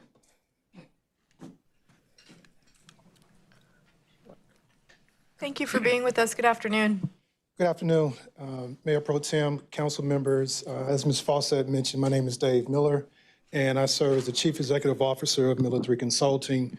We started a process with the city back in July of last year to conduct a disparity study. The disparity study generally takes about 12 months. I'm happy that we're here before that time, so kudos to city staff who have supported us throughout this engagement. My goal today is to walk you through what the data shows, what it means for Durham's procurement operations, and what steps the city can take to take strong policy into stronger performance. We've structured today's discussion around 5 pillars, beginning first with the findings. I always like to start conversations with the truth. I'll tell you what it is. Second, we'll support that truth with the evidence that we gleaned through the execution of the disparity study. And then third, discussing the implications. What operational, fiscal, legal, and community impact-related concerns you should be aware of. Fourth, the path forward. Our recommendations and a roadmap. We understand that cities and municipalities are not speedboats, and so sometimes it takes a little time to change the direction, but we encourage you to actually take action. One of the worst things you can do is to commit funds and resources to a disparity study and place it on the shelf. So I will challenge you to move from awareness to action. This is the central thesis of our findings. Durham's procurement system is legally compliant. It successfully attracts minority and women-owned businesses into the process. They are competing, they're certified, and they're actively bidding. And so what this says to us is that your EBO program and your SBLE programs are working as they are intended to work. The challenge becomes in how you convert that participation into tangible opportunities and awards through your system. This slide here just lays out the core findings. We'll look at where disparities occur, how participation drops along the pipeline, and some of the structural conditions we believe are driving the gaps. And all of this is supported by statistical evidence by group and by category. And so the disparity study doesn't just look at your total spend, but it breaks up your total spend by industry. So we look at your architectural engineering, we look at your construction activity, your goods and services, professional services, and non-professional services. All right. So we examine activity through fiscal year, from fiscal year 2021 through 2025. And across every category, MWBEs show statistically significant underutilization when measured against those who are ready, willing, and able, pointing to a clear opportunity to improve the bidding to conversion. Now, the center number is the 31%. So at the bidding stage, which is where your formal procurement opportunities, your higher value opportunities, we're seeing minorities participate either as a part of a team, as a subcontractor, or as a prime contractor themselves. But when we broaden that to include your informal procurements, those things that are below your formal threshold, it suppresses that activity down to roughly 10%. And so that 21% drop is where we want to focus some of the efforts. As I mentioned, this is a drop along the procurement pipeline, focusing solely on ready, willing, and able. That is the availability measure. So at the bid stage, 16% of the awards are going to minority and women-owned businesses. That is split between prime activity and subcontract activity. So your EBO program, where you have goals in place, where there's additional layers of oversight, you're seeing minorities compete and be successful at a higher rate than some of the informal opportunities that exist, where relationships are more an attributing factor to success. Incumbent bias may exist, and so we want to just be mindful of that as we move through. So what's actually causing the gap? It comes down to roughly four conditions. The procurement framework itself is sound, and more importantly, none of these conditions mean that the system itself is broken, right? So in a decentralized environment for which the city has, it becomes a little bit difficult to ensure compliance consistently across all departments. And so varying departments are applying the rigor with reporting, particularly as it relates to subcontract activity. It makes it a little bit challenging when it's decentralized. The informal practices limit competitive access. So for example, where you are below the formal threshold and policy calls for quotes, those quotes are being requested by departments and received by departments. And sometimes the oversight isn't there from a centralized perspective to ensure that, as policy states, maybe for 5 quotes, you get 3 from minority-owned business. It becomes difficult to ensure that it's happening in a decentralized manner. Data system can be strengthened for accountability. I am excited to learn and know that the city is moving forward with the ERP implementation. I believe you're in the throes of that right now, and a lot of the challenges we've assessed through the disparity study, some of them may be addressed with this implementation. But connecting the solicitations and promoting those and making sure that the business community is aware of opportunities is critical in ensuring that you have diverse suppliers. And even when you have minority-owned businesses, you don't over-concentrate by leveraging a handful of firms to achieve your objectives. The last point, capacity differences do not fully explain disparities. We conduct a regressions analysis, and what that does is helps us to appreciate whether or not age of a firm, experience, net worth, revenues are factors in determining whether minority and women-owned businesses can compete fairly in the private sector. So this matrix is really where the rubber meets the road. Where you see underutilization, those red boxes, coupled with an asterisk, that means that for those procurement types you see across the top and the ethnic groups on the left-hand side is where you can institute race-conscious initiatives to mitigate and remedy some of the past inferences of discrimination found through the disparity study. So for example, African Americans in construction, non-professional services, and goods and supplies, you can begin to put forth race-conscious initiatives to address these things. Conversely, Asian American-owned firms in non-professional services, professional, and goods and supplies, the goal is to try to maintain and keep that. Significant overutilization isn't a ding on the city. It is a representation of some communities having the ability to compete, and it also considers the types of goods and supplies and services that the city is looking for to solicit.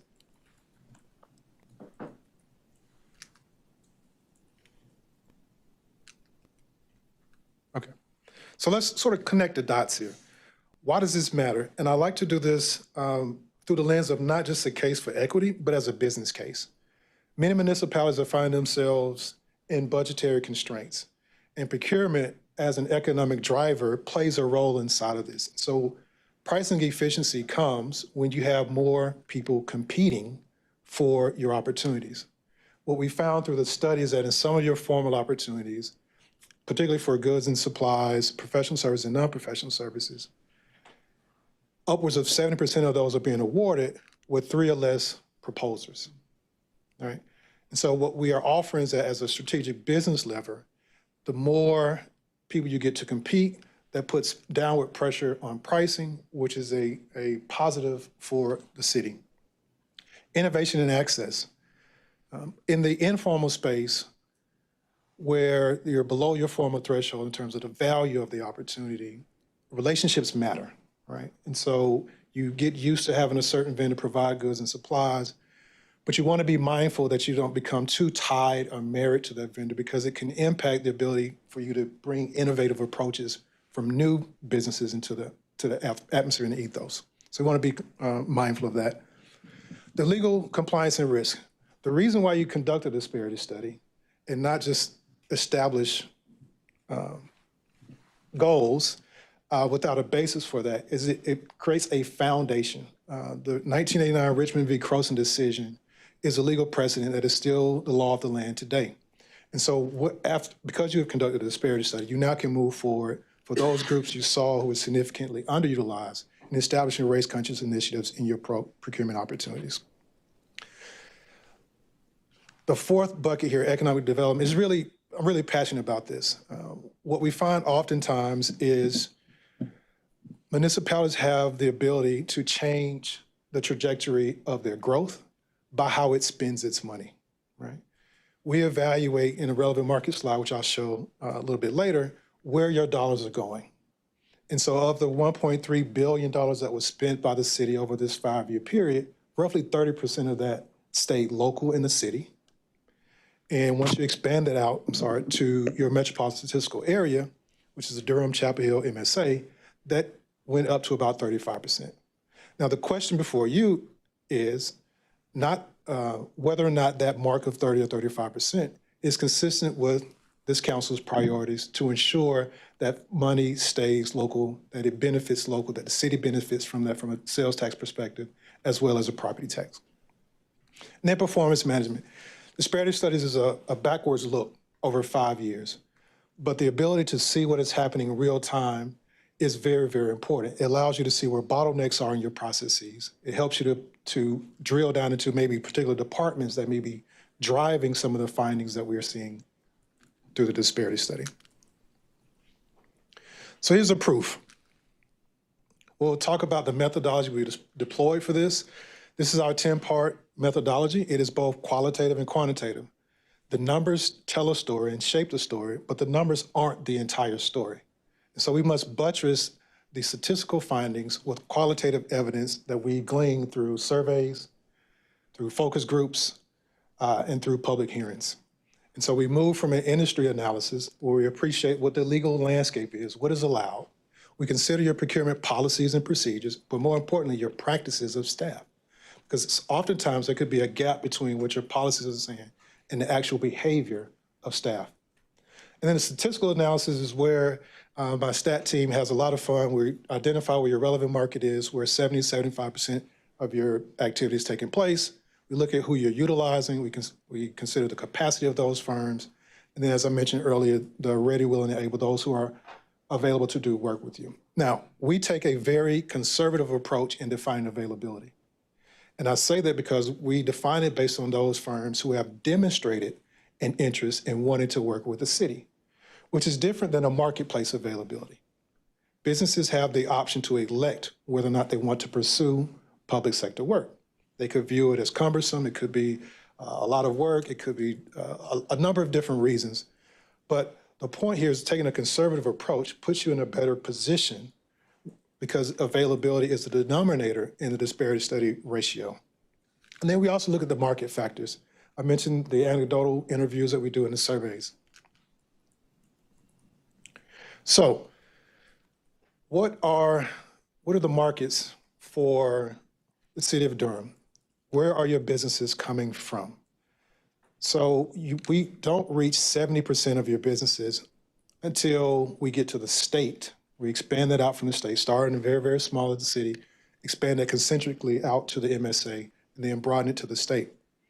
And once we get to the state level, architectural engineering services and construction services and professional services is when we reach that 70 to 75% clip. We have to move beyond the state of North Carolina for non-professional services and goods and supplies. Now, that's not surprising for goods and supplies.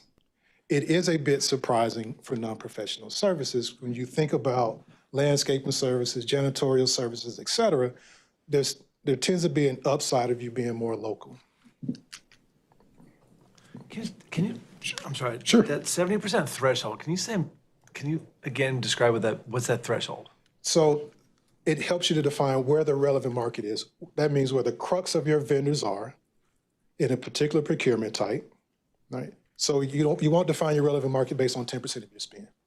But it's safe to say where the lion's share of your spend is occurring once you reach the 70 to 75% threshold. 70% of our contracting expenses. Yes. And so what that means is that, for example, if you look at architectural engineering and surveying services, so if you look at 70% of our spend there, that's within the state of North Carolina. Yes. But if you look at it in non-professional services, it extends beyond to get to 70% of that bucket, we have to go beyond the state. Correct. Okay, thanks. And feel free to stop me at any point in time. Great question. The ready, willing, and able framework that I mentioned earlier, these are businesses who have demonstrated interest. And I keep harping on demonstrated because oftentimes some consultants will use the marketplace to define it. And it's almost as if you call everyone in the phone book and ask, would you want to do work with the city of Durham? Most likely everyone would say yes. But have you taken a step to demonstrate that? Have you come forward and registered as a business? Have you competed for an opportunity? Have you submitted a quote? And so that conservative measure generally means that what we're seeing in the studies at 31%, that represents MWBEs, 31%. And then once you add in moving from level 1 to level 2, which includes your informal, those who were issued a payment, those who were issued a purchase order, that number drops down to about 10%. So that 21-point gap between level 1 and level 2 reveals the structural dynamics of it. So think about informal, think about relationships, think about operating in a decentralized manner. All of those things factor in. This is a visualization of what is happening for the 3 largest groups that we're evaluating, looking at non-minority and women-owned businesses, minority and women-owned businesses, and then small businesses.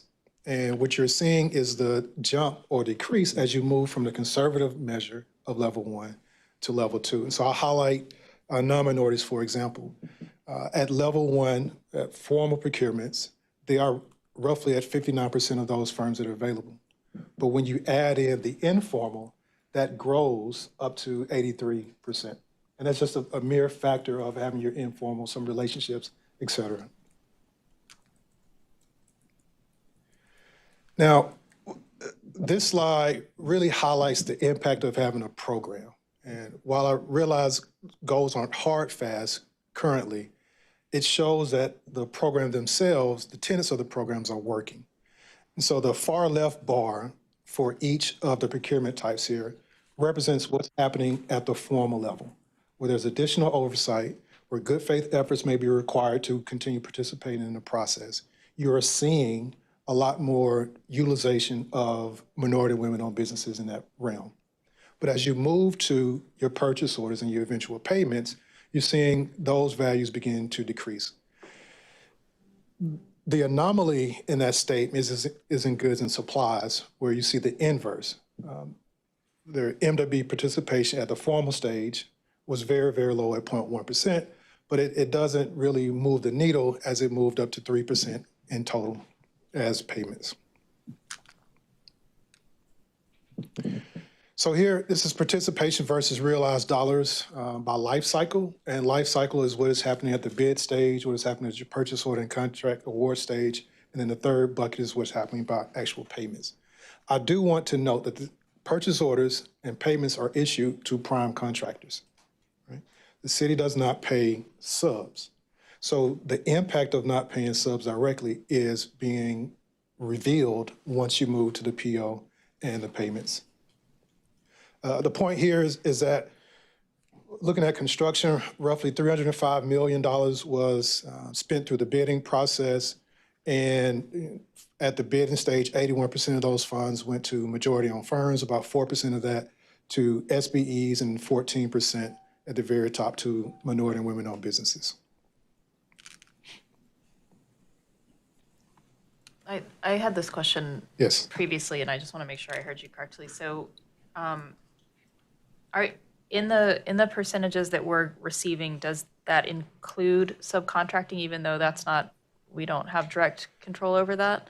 So it includes subcontracting at the bid stage. Okay. So I'm a business. I come forward with my team. I detail through responding to the requirements of the EBO program who my subcontractors are, the ethnic designations, so we can capture their contracting spend in that regard. Once that prime, I'm a prime contractor, $100 award, I sub out $20 of that. Once you move to purchase orders, the $100 is solely attributed to the prime contractor because that's who the city engages with. I see, okay. Okay.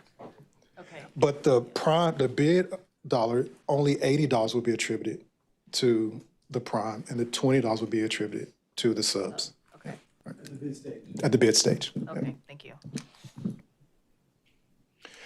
So this slide is showing what the current goals are and what the performance against those goals were in the period upon evaluation, so 2021 through 2025.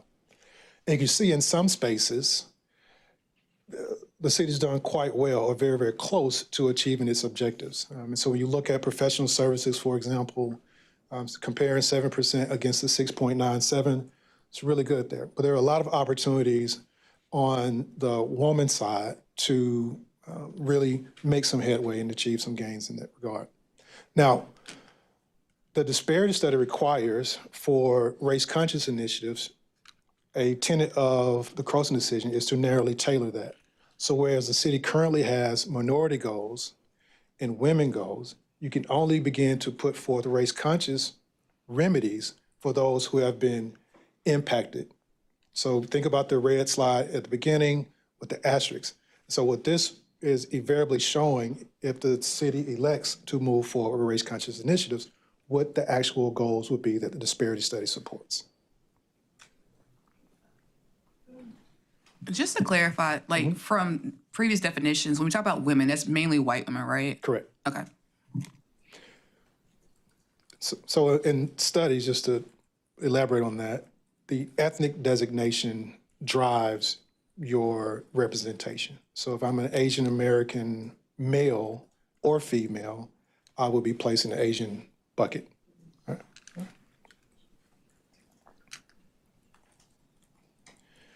As I mentioned earlier, capacity matters, but it doesn't explain the disparities that were found. You see some of the elements that we control for: firm size, revenue, number of employees, startup capital, bonding capacity. And despite controlling for these, the findings resulted that race and gender remained a statistically significant predictor of contracting outcomes across several procurement types.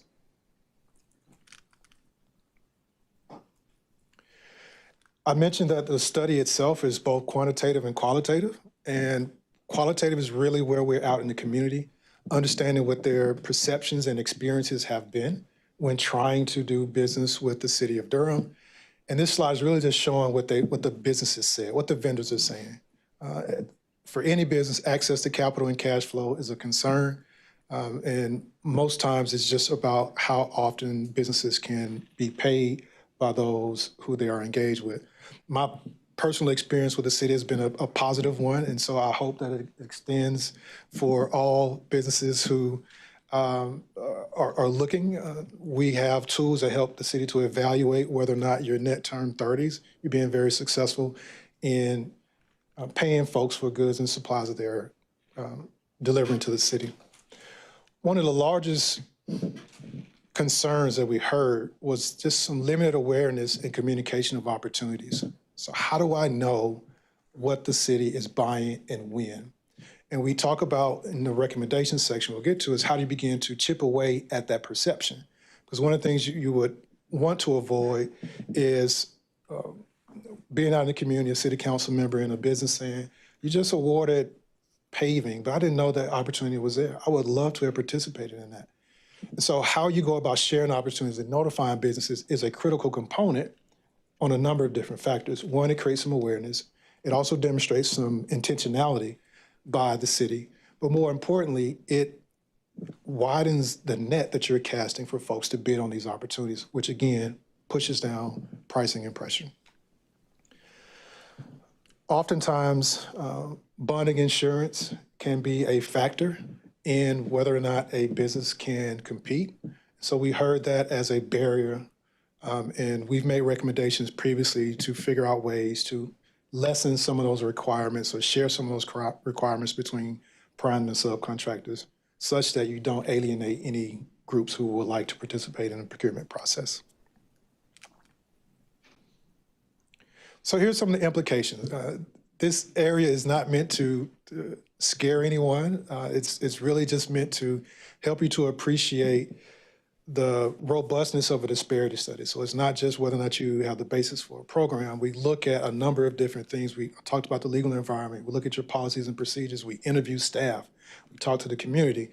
And so what the implication section is highlighting is some of the operational, fiscal, and community considerations that shape the path forward.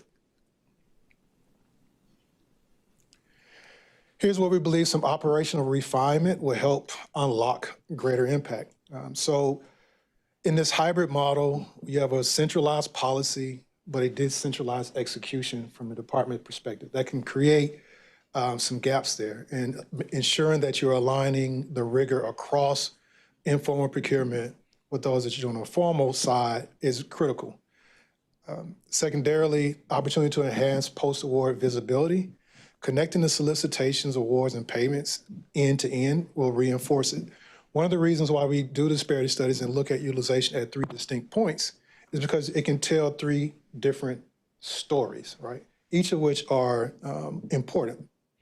And then lastly, we hope that as a result of this disparity study, the shift from procurement ready to evolve into a strategic function.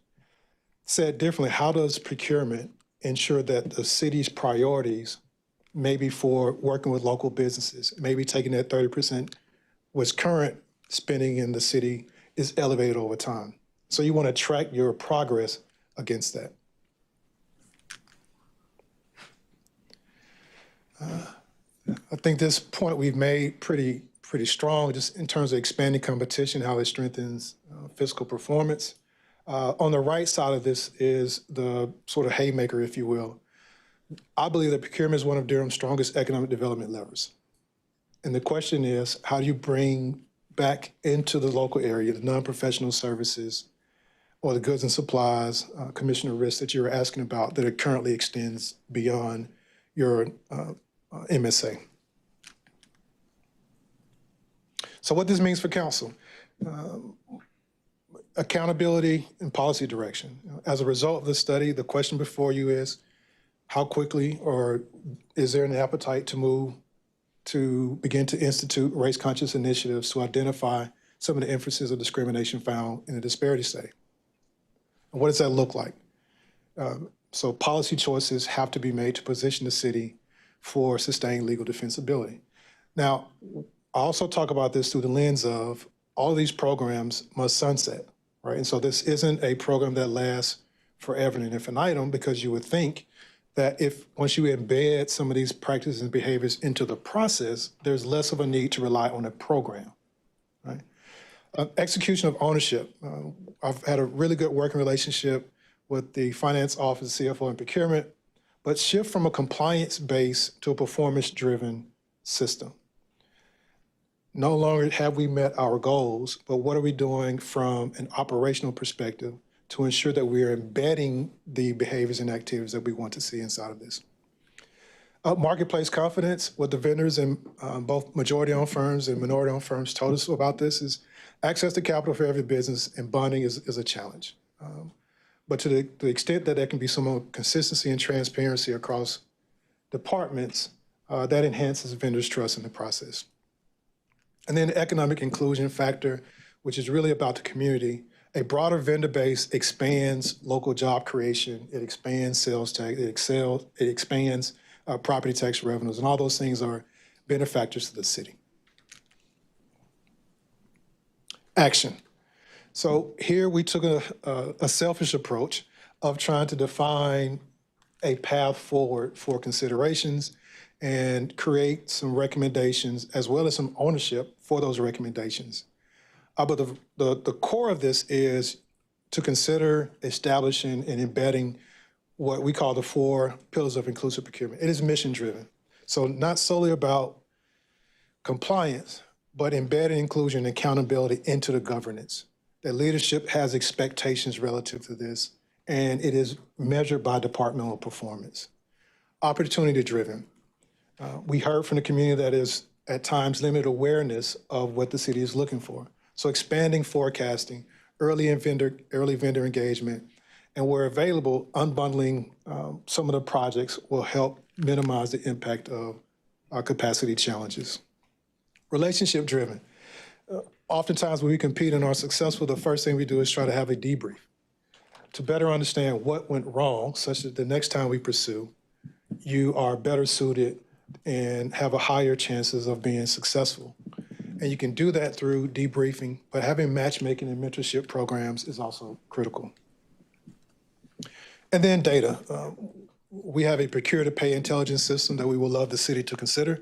It is a real-time tool that helps you to appreciate what is happening at each stage. And when you begin to look at that real time and measure it against the performance, there is always positive strides being made as a result of that. And here are 5 recommendation themes with some expected outcomes. Governance, legal compliance, and program design. Codify or make that decision whether or not race-conscious initiatives is where you want to go, and then begin to reassess the need for those initiatives every 3 to 5 years. And what that does is it puts your program in a legal defensible structured place to move forward. Some of the other themes and titles you see here, data integrity systems, the procure-to-pay tracking. We don't have a suggestion whether or not the city should move from a decentralized to a centralized procurement environment, but oversight needs to happen to ensure that there's an alignment between city priorities and what is happening on the ground.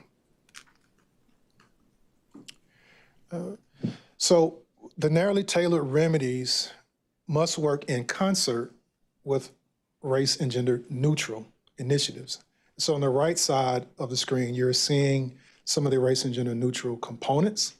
But the race and gender conscious can only be applied to those groups who experience significant statistical underutilization. So think about the previous slide where we were showing the proportions that, or what the prospective goals could be for those groups. But outreach, forecasting, contract right sizing, capacity building, subcontractor enforcement, all things within the city's control, they can begin to execute. Here's a version of our phase implementation. I'll think about it from the build, scale, and institutionalize. The building momentum is to take the results from the study and begin to act on them. I understand that the finance department is going to evaluate some of the recommendations and then make some decisions around the path forward. Midterms to sort of begin to strengthen the systems and scale participation. And each of these buckets, we try to segment between access and transparency, the systems and data that are necessary and need to support them, and then what the program capacity components will be. This slide here is solely about accountability. Who executes, who monitors the reforms that are made. The recommendation areas are those same themes that I discussed earlier. And we try to take a stab at identifying who the primary owners are and then the supporting stakeholders to ensure that from a data integrity and systems perspective, we recognize that finance department and technology solutions will most likely lead that, but it's definitely supported by the actions and behaviors of purchasing, the UBC division, and those who may audit.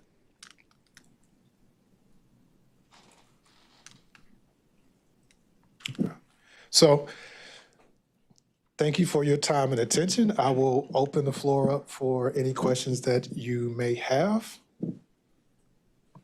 Colleagues, anyone have any questions? Go ahead, Councilmember Cook. Thank you, and I really appreciate this. It's a thing that I feel like we all probably, well, I'm going to speak for myself. Something that I figured was happening, and it's very helpful to see exactly where it's happening and the data behind that. So, and I appreciate you. Y'all did a lot of work here. I'm hearing you talk about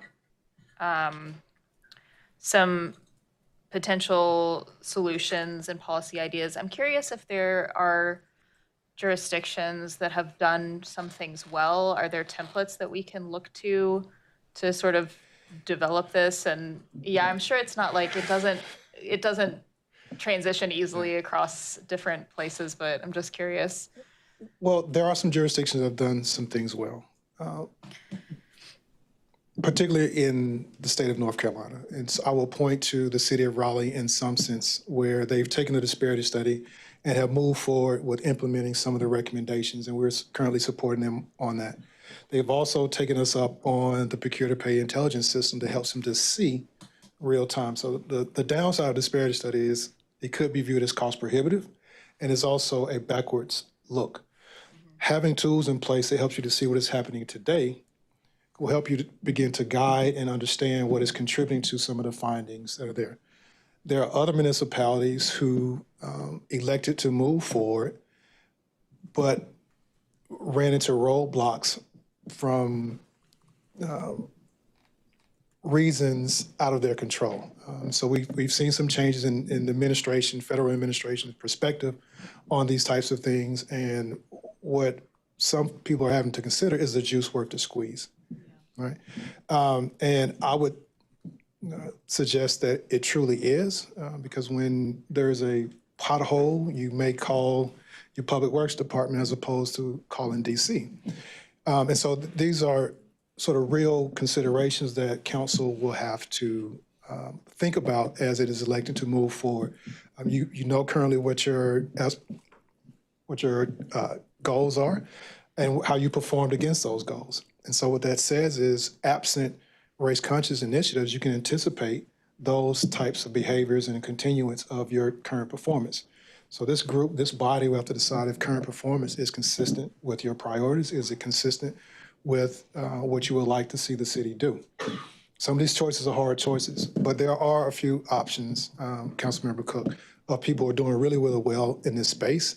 But oftentimes it takes courage and commitment from folks around the table like you all. Yeah, thank you. I appreciate that. And May I yes, add? yeah. And I actually, my next question was for you. So if you want to speak to that and Yes, I'll add that when we do our action plan, part of that will be benchmarking. So we will make sure we include that when we come back with our action plan and our recommendations to council.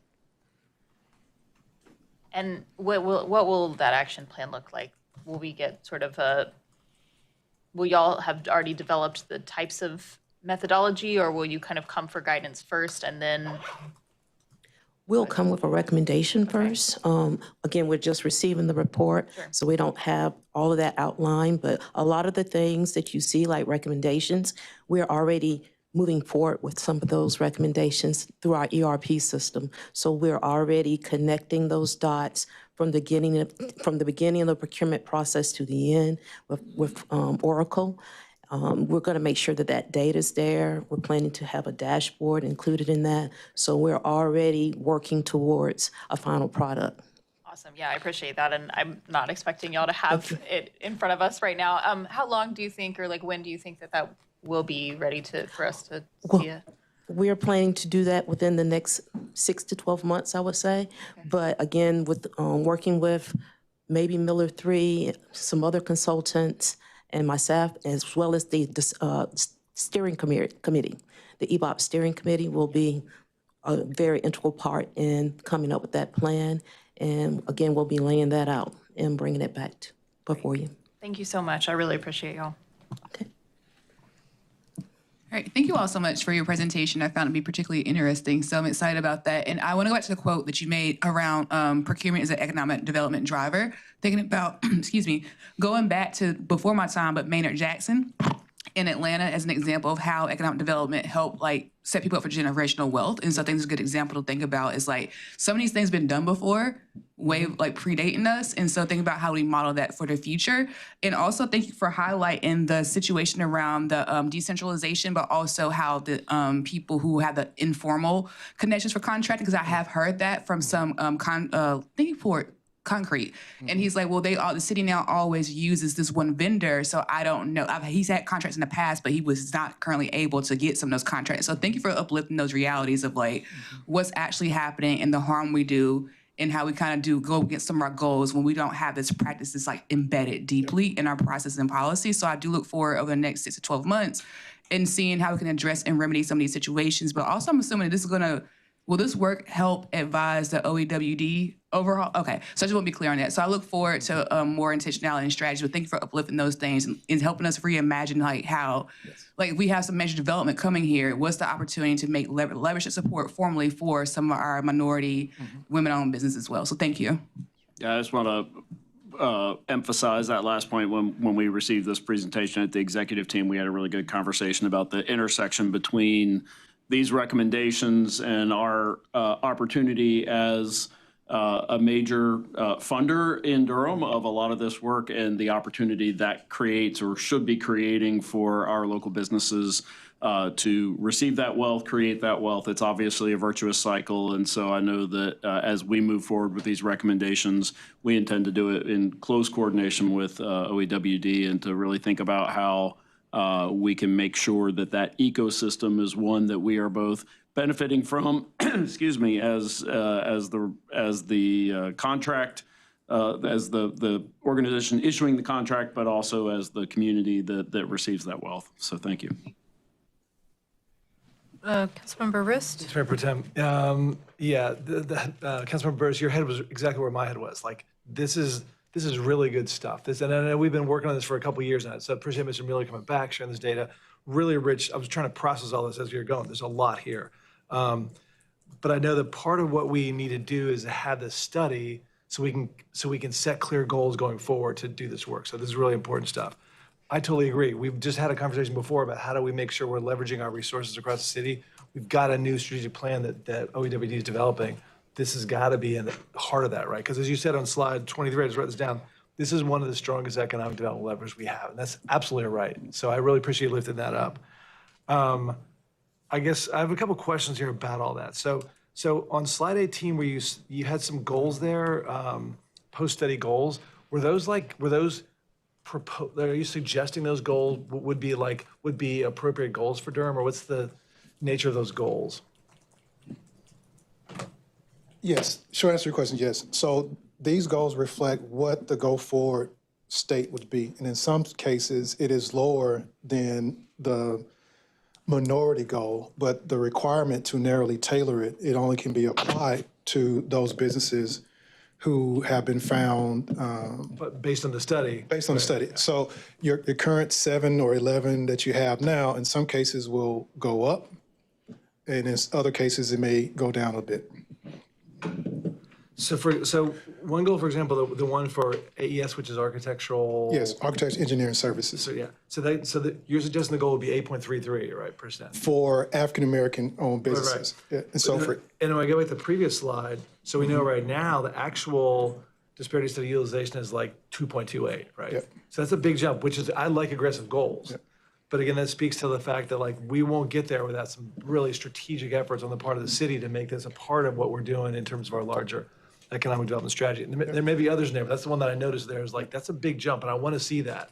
But it won't happen by accident. We need to strategize, right? yes, and the disparity still allows you to put teeth into your program. It says that absent you meeting these goals in your proposals, you don't continue in the process. Now, there's still waivers that can be applied. There's still good faith efforts that can be applied, but it requires a stringent review to meet that bar, as opposed to, I'm just not meeting it. And if the city stays where it is now, you can fully expect for you to be a little bit shorter than some of the aspirational targets that you have. Yeah. And so these are some of the, so Ms. Fawcett, when you're developing this action plan, these goals, or at least this sort of like these suggestions will be embedded in the plan you're developing. That's correct. Yeah. Just like we have in the past, we will bring goal recommendations back. Yeah. And I hope that can be like closer to 6 months and 12 months. I think this is mission critical stuff. And so I hope we can do this as fast as possible. That is definitely our goal, to do that as fast as possible.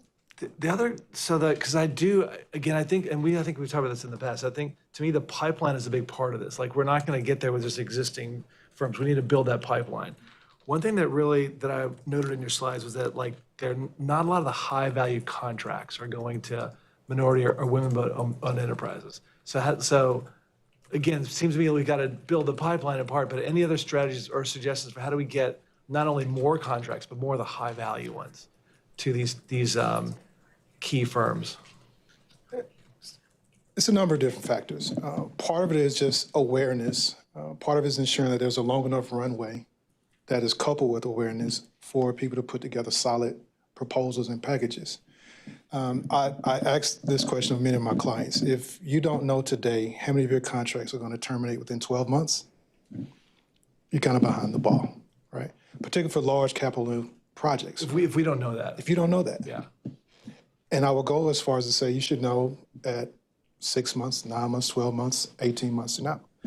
Because oftentimes we find that when you don't know, particularly when there's a renewal option, you unilaterally just renew the contract because you don't want to have a lapse in services. You don't have the runway. Yeah.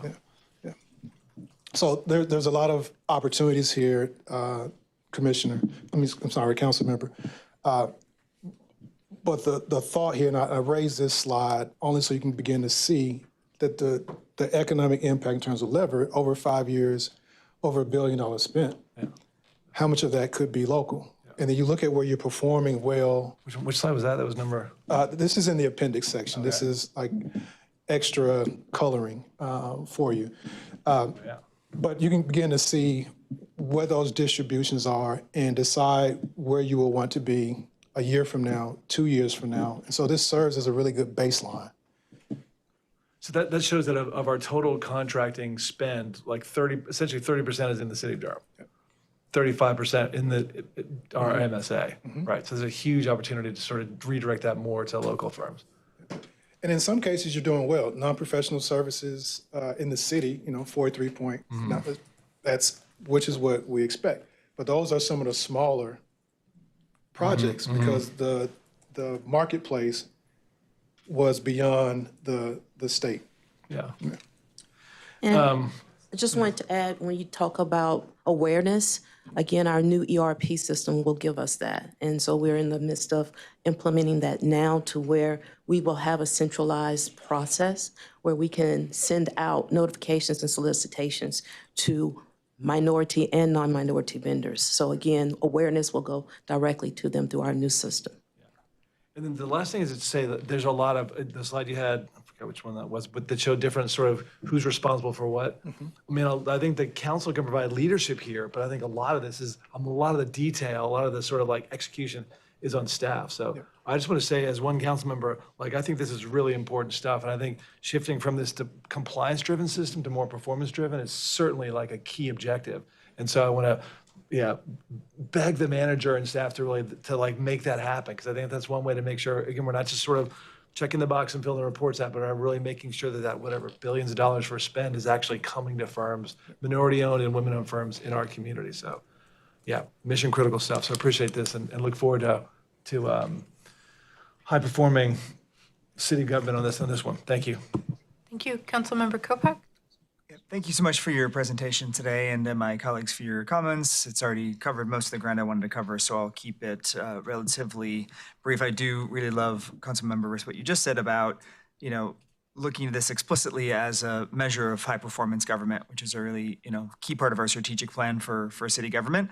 But I'll just say I'm really glad we're doing this work. I'm glad the study was commissioned. I'm glad to be the beneficiary of the information, because that really sets us up for success in these next steps.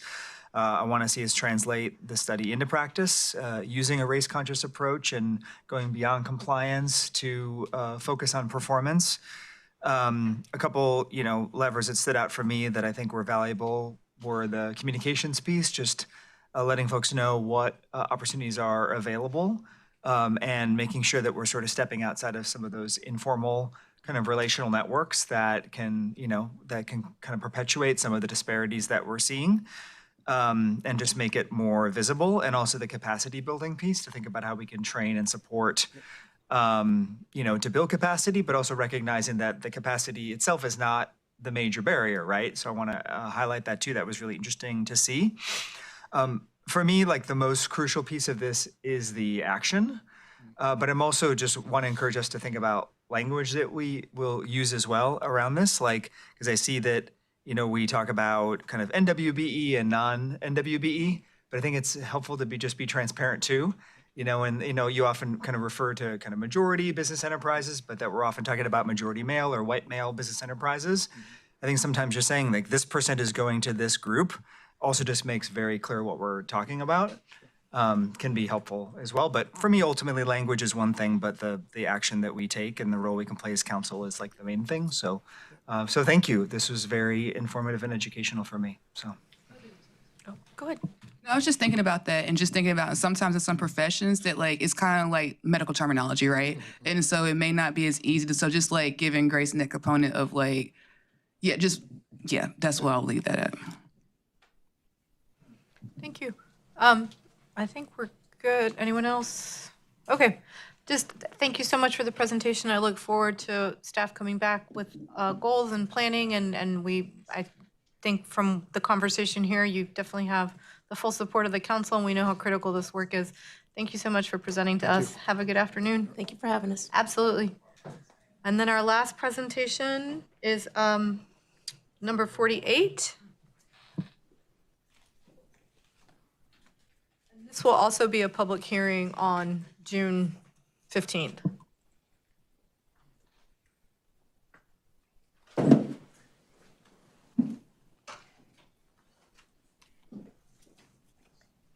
Good afternoon. Alexis John, Housing and Neighborhood Services, Assistant Director, and I am joined by Clarence Harris. We are here to present the proposed ordinance modifications of the City of Durham's Minimum Housing Code.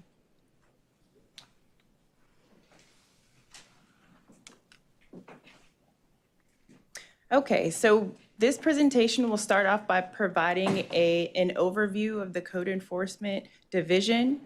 We will also provide code modification process that we use to get to this point and share the goals of the modification process, and then present the key proposed modifications, keeping in mind that the full list and documentation of the modifications are in your packet. That includes the bold and underlined version. And we will also propose next steps or share next steps to you. The Code Enforcement Division is made up of 13 staff members who enforce the quality of life ordinances within our city to ensure that residents have safe and healthy housing. And the two chapters that we enforce are Chapter 10 and Chapter 26. But today we'll be talking specifically about Chapter 10, the Minimum Housing Code. So what did the ordinance modification process look like?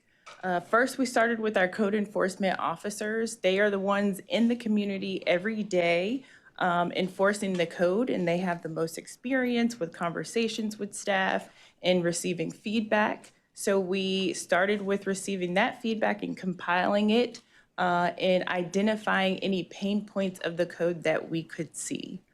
We also worked with the city attorney's office to receive suggestions and feedback from a legal perspective, and compared our code and utilized the International Property Maintenance Code as well as the National Healthy Housing Standards to compare and also look at the pain point areas that we had in our code as it relations to theirs.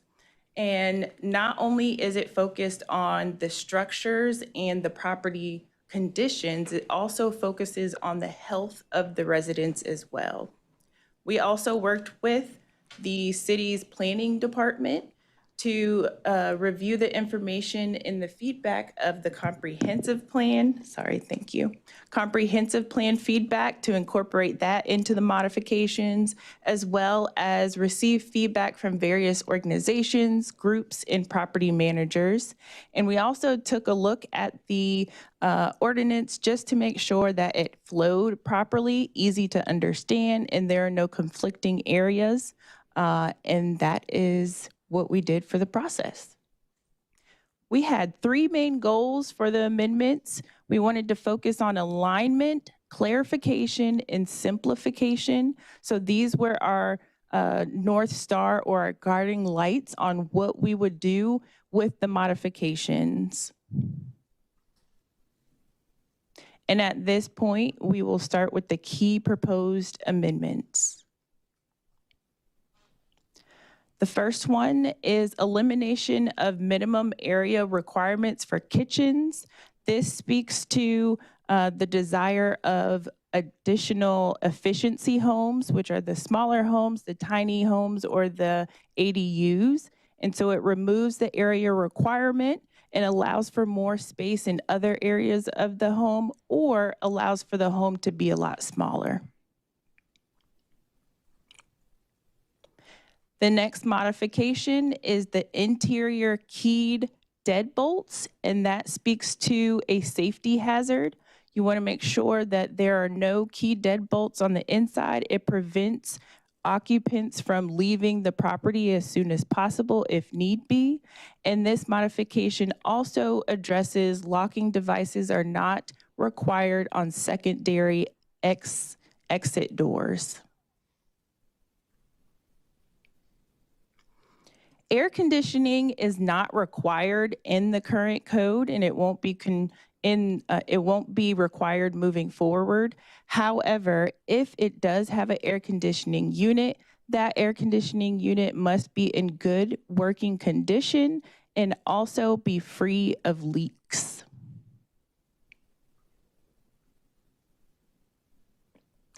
Exterior wall conditions. This modification speaks to unsanitary conditions as well as visible deterioration and chronic or persistent excessive dampness, which could cause an environment that could be conducive to a substance that appears to be mold.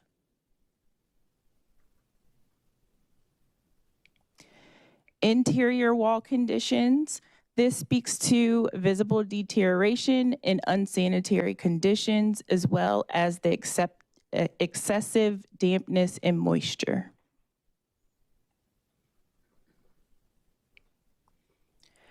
This modification speaks to the flooring installation and maintenance, making sure that it doesn't have a tripping hazard or other physical hazards. And it also speaks to the deterioration, unsanitary conditions, and persistent dampness as well. And at this point, I'll turn it over to Clarence Harris, the Housing Code Administrator. Good afternoon, Clarence Harris, Housing Code Administrator. Property drainage. This ordinance modification, we're looking to address drainage issues before they create a damage to the structure. In particular, we're trying to address erosion control, potential flooding, or standing water that may impact the structure of a home.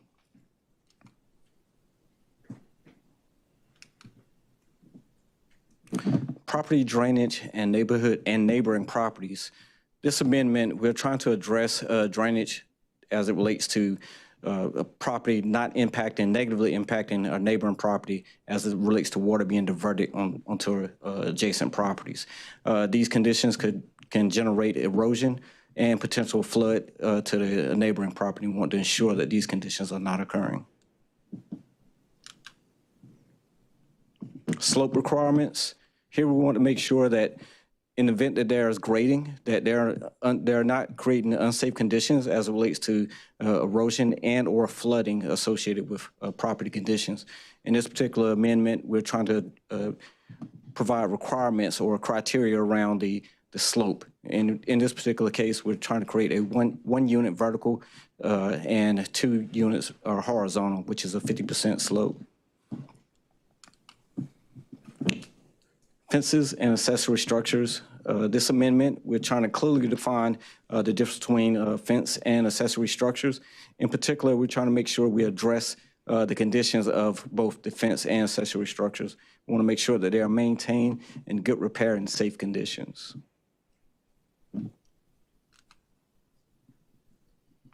Physical hazards in yards and courts. Here, this amendment, we're trying to define what physical hazards may consist of in scenarios such as accumulation of tools, debris, equipment, and these conditions that may present a physical hazard to both the adjacent property and immediate property conditions. And also we want to make sure that we clearly define that tarping, such cited violations, does not constitute a compliance of the cited violation.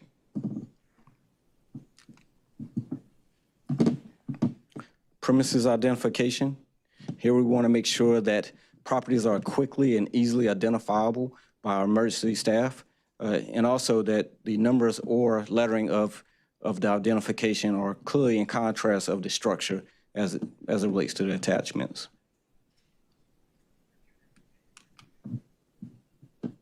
Water pressure requirements. Here we're trying to address water supply systems. We want to ensure that occupants are receiving an adequate pressure and or fixture from the fixtures, in addition to providing safety and sanitation needs for that occupant. Pest elimination. This amendment, we're trying to clearly define or create an easy understanding of pest elimination and or precautions taken to prevent reinfestations. Responsibility of pest elimination in single-family dwellings. Here we're trying to clearly define and address concerns as it relates to structural defects and requiring that the property owner is responsible for both the extermination and reinfestation of those conditions.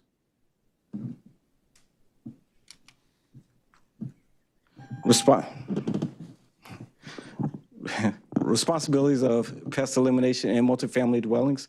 In this scenario, we're requiring that property owners are responsible for elimination and prevention of reinfestation. Issuing of stop work orders, we're clearly addressing or providing authority to code enforcement staff to implement stop work orders, in addition to support of Building and Safety Department. Next steps, A public hearing is scheduled for June 15th, 2025 for the city council meeting. And we're also working with city staff to update Muni Code to reflect approved amendments. Thank you. Colleagues, any questions or comments? Go ahead, Councilmember Burris. Hello, thank you for your presentation. I just have a question around, we'll just need a little bit clarification on the lock requirement on secondary doors. Just from a base setting, like thinking about like, so what do we classify as a secondary door? Like a secondary exit? Would be a storm door. Oh, okay. The exterior door. Okay, I was thinking about like because new builds, we don't really have storm doors. So I'm thinking about like, did you mean to say I can't have a lock on my on my balcony door? So I was just trying to clarify that whole thing right Right, and you could have a lock on it. It's just not required. Okay. Yeah. All right. Thank you. Thank you. Councilmember Cook, and then Councilmember Kopak. Thank you. I have some curiosity about adding some things in here, but I might talk to y'all offline about those. My one question is and I want to say also that a lot of this stuff is really awesome. I mean, y'all know because you talk to the folks and or doing the inspections and know that this stuff comes up a lot, particularly the first few and the moisture on the walls and the external, internal, and the floors. So I want to appreciate the work done on this. And yeah, a lot of these things are super important. The premises identification piece, are we going to assist folks in doing that? I know that there's sometimes there's been programs like helping folks get paint that is obvious or something like this. Are we going to be assisting in any way for homeowners that might need help doing their clear identification? We don't have a program currently. That's something that we can explore. Okay. It is a small change, but we're willing to assist where needed. I will say if it's a property owner that is qualified for the neighborhood preservation program and they are cited for that violation, that is something that could be repaired. Okay. Yeah, I feel like I remember that it was fire that used to do it where they would offer to paint on the larger. Right. Okay. That is actually the reason for that modification is to ensure that emergency personnel are able to identify the home. Yeah, that makes sense to me. And then can you talk about the pest elimination piece a little bit more? So that was already the responsibility of the landowner, and can you just help me understand what y'all see these changes doing? I'll start us off and then Clarence, if you'd like to add. But for multifamily homes, that is the responsibility of the owner to bring those violations into compliance. For single family homes, it's the responsibility of the occupant to bring those violations into compliance. However, if the infestation has to do with a defect of the structure, that's when it would be on the owner to bring that violation into compliance for a single family home. And that wasn't already the case? It wasn't fully explained in there, so that's one of them of providing That's just additional like a clarification. explanation. Okay, because I was like, that is what I understood it to be. Yes. Cool. I'm Yes. following. All right, thank you very much. Thank you. Go ahead, Councilmember Kopak. Yeah, thank you for this work. Excited to see these updates and clarifications. And also just going back to your early presentation, you know, I love how this is paired with the emergency repair support, which is, critical for many of our neighbors who we've identified there are issues, especially safety and sort of health issues, that we have support to try and help make those repairs. So I'm really glad we have that emergency repairs program. My only question right now was about the air conditioning. And if you could describe what kind of leaks that are being monitored for. So any of the tubing that's used for the air conditioning unit must be fully intact, free of leaks, and it must be in good working condition. Okay, alrighty. So it's like looking at the equipment to make sure that it's, all intact. Because I know that it can be notoriously difficult to identify refrigerant leaks even though that can be a huge driver of cost and also, climate pollution besides. But I wasn't sure if it was just like looking for a water leak or also looking at the equipment for refrigerant leaks. So that's helpful. Thank you. Absolutely.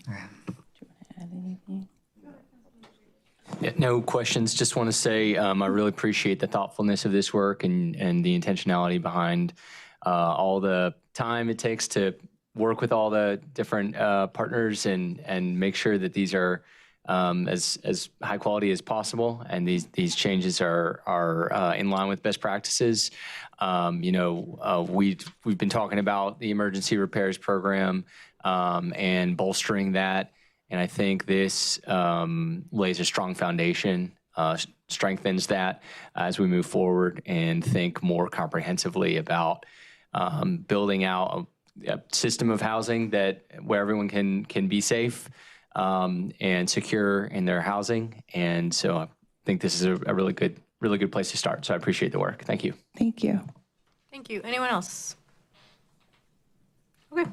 Thank you so much for the presentation. Thanks for being here with us today. Glad to see these updates. And with that, colleagues, that is all of the agenda items before us. So I will pass it to our manager to settle our agenda. Thank you, Madam Mayor Pro Tem, members of council. Yep, sorry. I'm sorry, yes. Oh, yeah. My apologies. Thank you. So as of right now, I don't have general consensus on items 3, 4, and 11. I'm sorry, I don't have a majority. I have majority on some of these items. There's multiple categories on them, so I don't know if you just want to move these 3 items over to GBA, and then we do another vote on it. Or I can do split these up. So I have majority on 2 of the 3 categories for item 3. Let's split it up so that we do the bare minimum on GBA, if that's okay, Madam Clerk. Sure. All right. So I have that up for item 3. For item 4, I do not. And I have it for 1 category for item 11. So item 4 will have to go on GBA. Okay, so GBA. It's going to be the Citizens Advisory Committee appointments. Okay. So I'll announce for item 3. This was for the Durham Workers' Rights Commission, representing diverse backgrounds, low-wage industry, and Durham's largest workplace.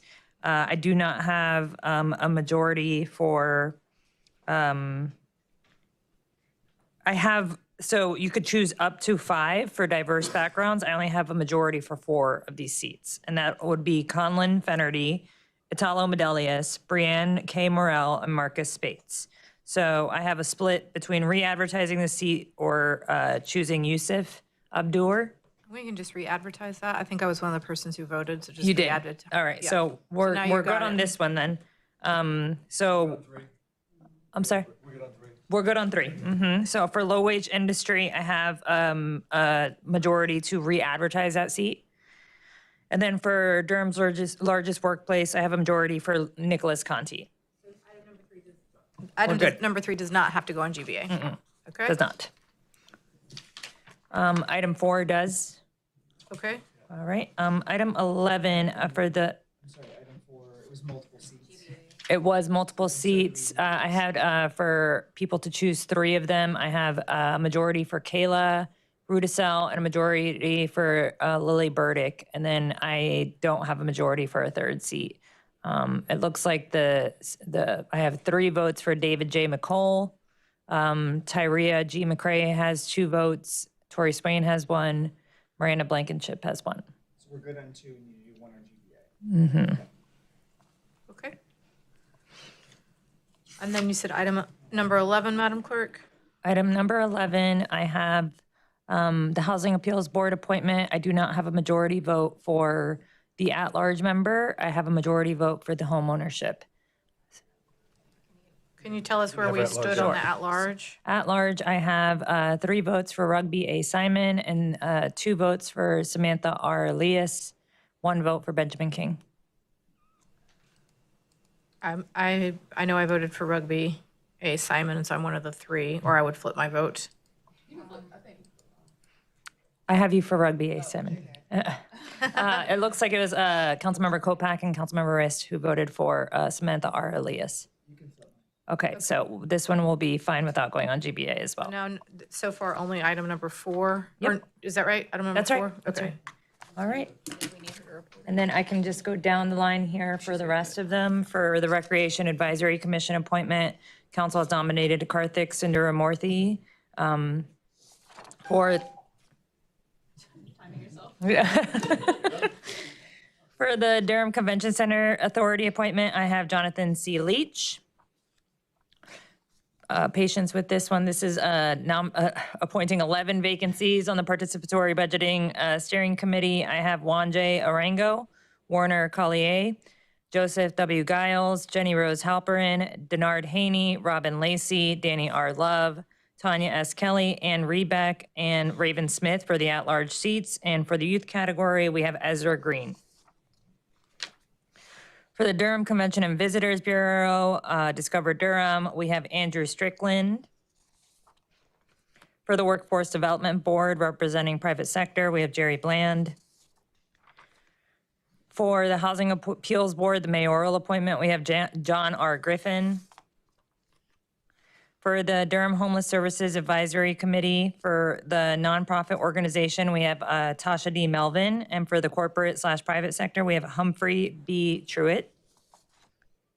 And for the Carolina Theater of Durham Board of Trustees, we have Courtney J. Mitchell. So looks like we only have item 4 to go into GBA for 1 nomination. Perfect. Thank you, Madam Clerk. Yeah, thank you. Now I think we're ready. Thank you, Mayor Pro Tem, members of council. So to settle the agenda, on consent, we have items 3, 5 through 20, and 22 through 40. On GBA, we have item 4, 16, and 49. And GBA public hearings, we have 42 through 46 and item 48. Thank you. Can I have a motion to settle? So moved. I have a motion and a second. All in favor? Aye. Any opposed? Okay, thank you. That is all that, I know, but we already did the thing. I'm just not adjourning us. That is all we have before us. We will take do y'all want 5 minutes? Yes. Yeah. Yeah, 5 minutes, maybe, oh, we have food? Do you want, is 5 minutes okay then? Okay. All right.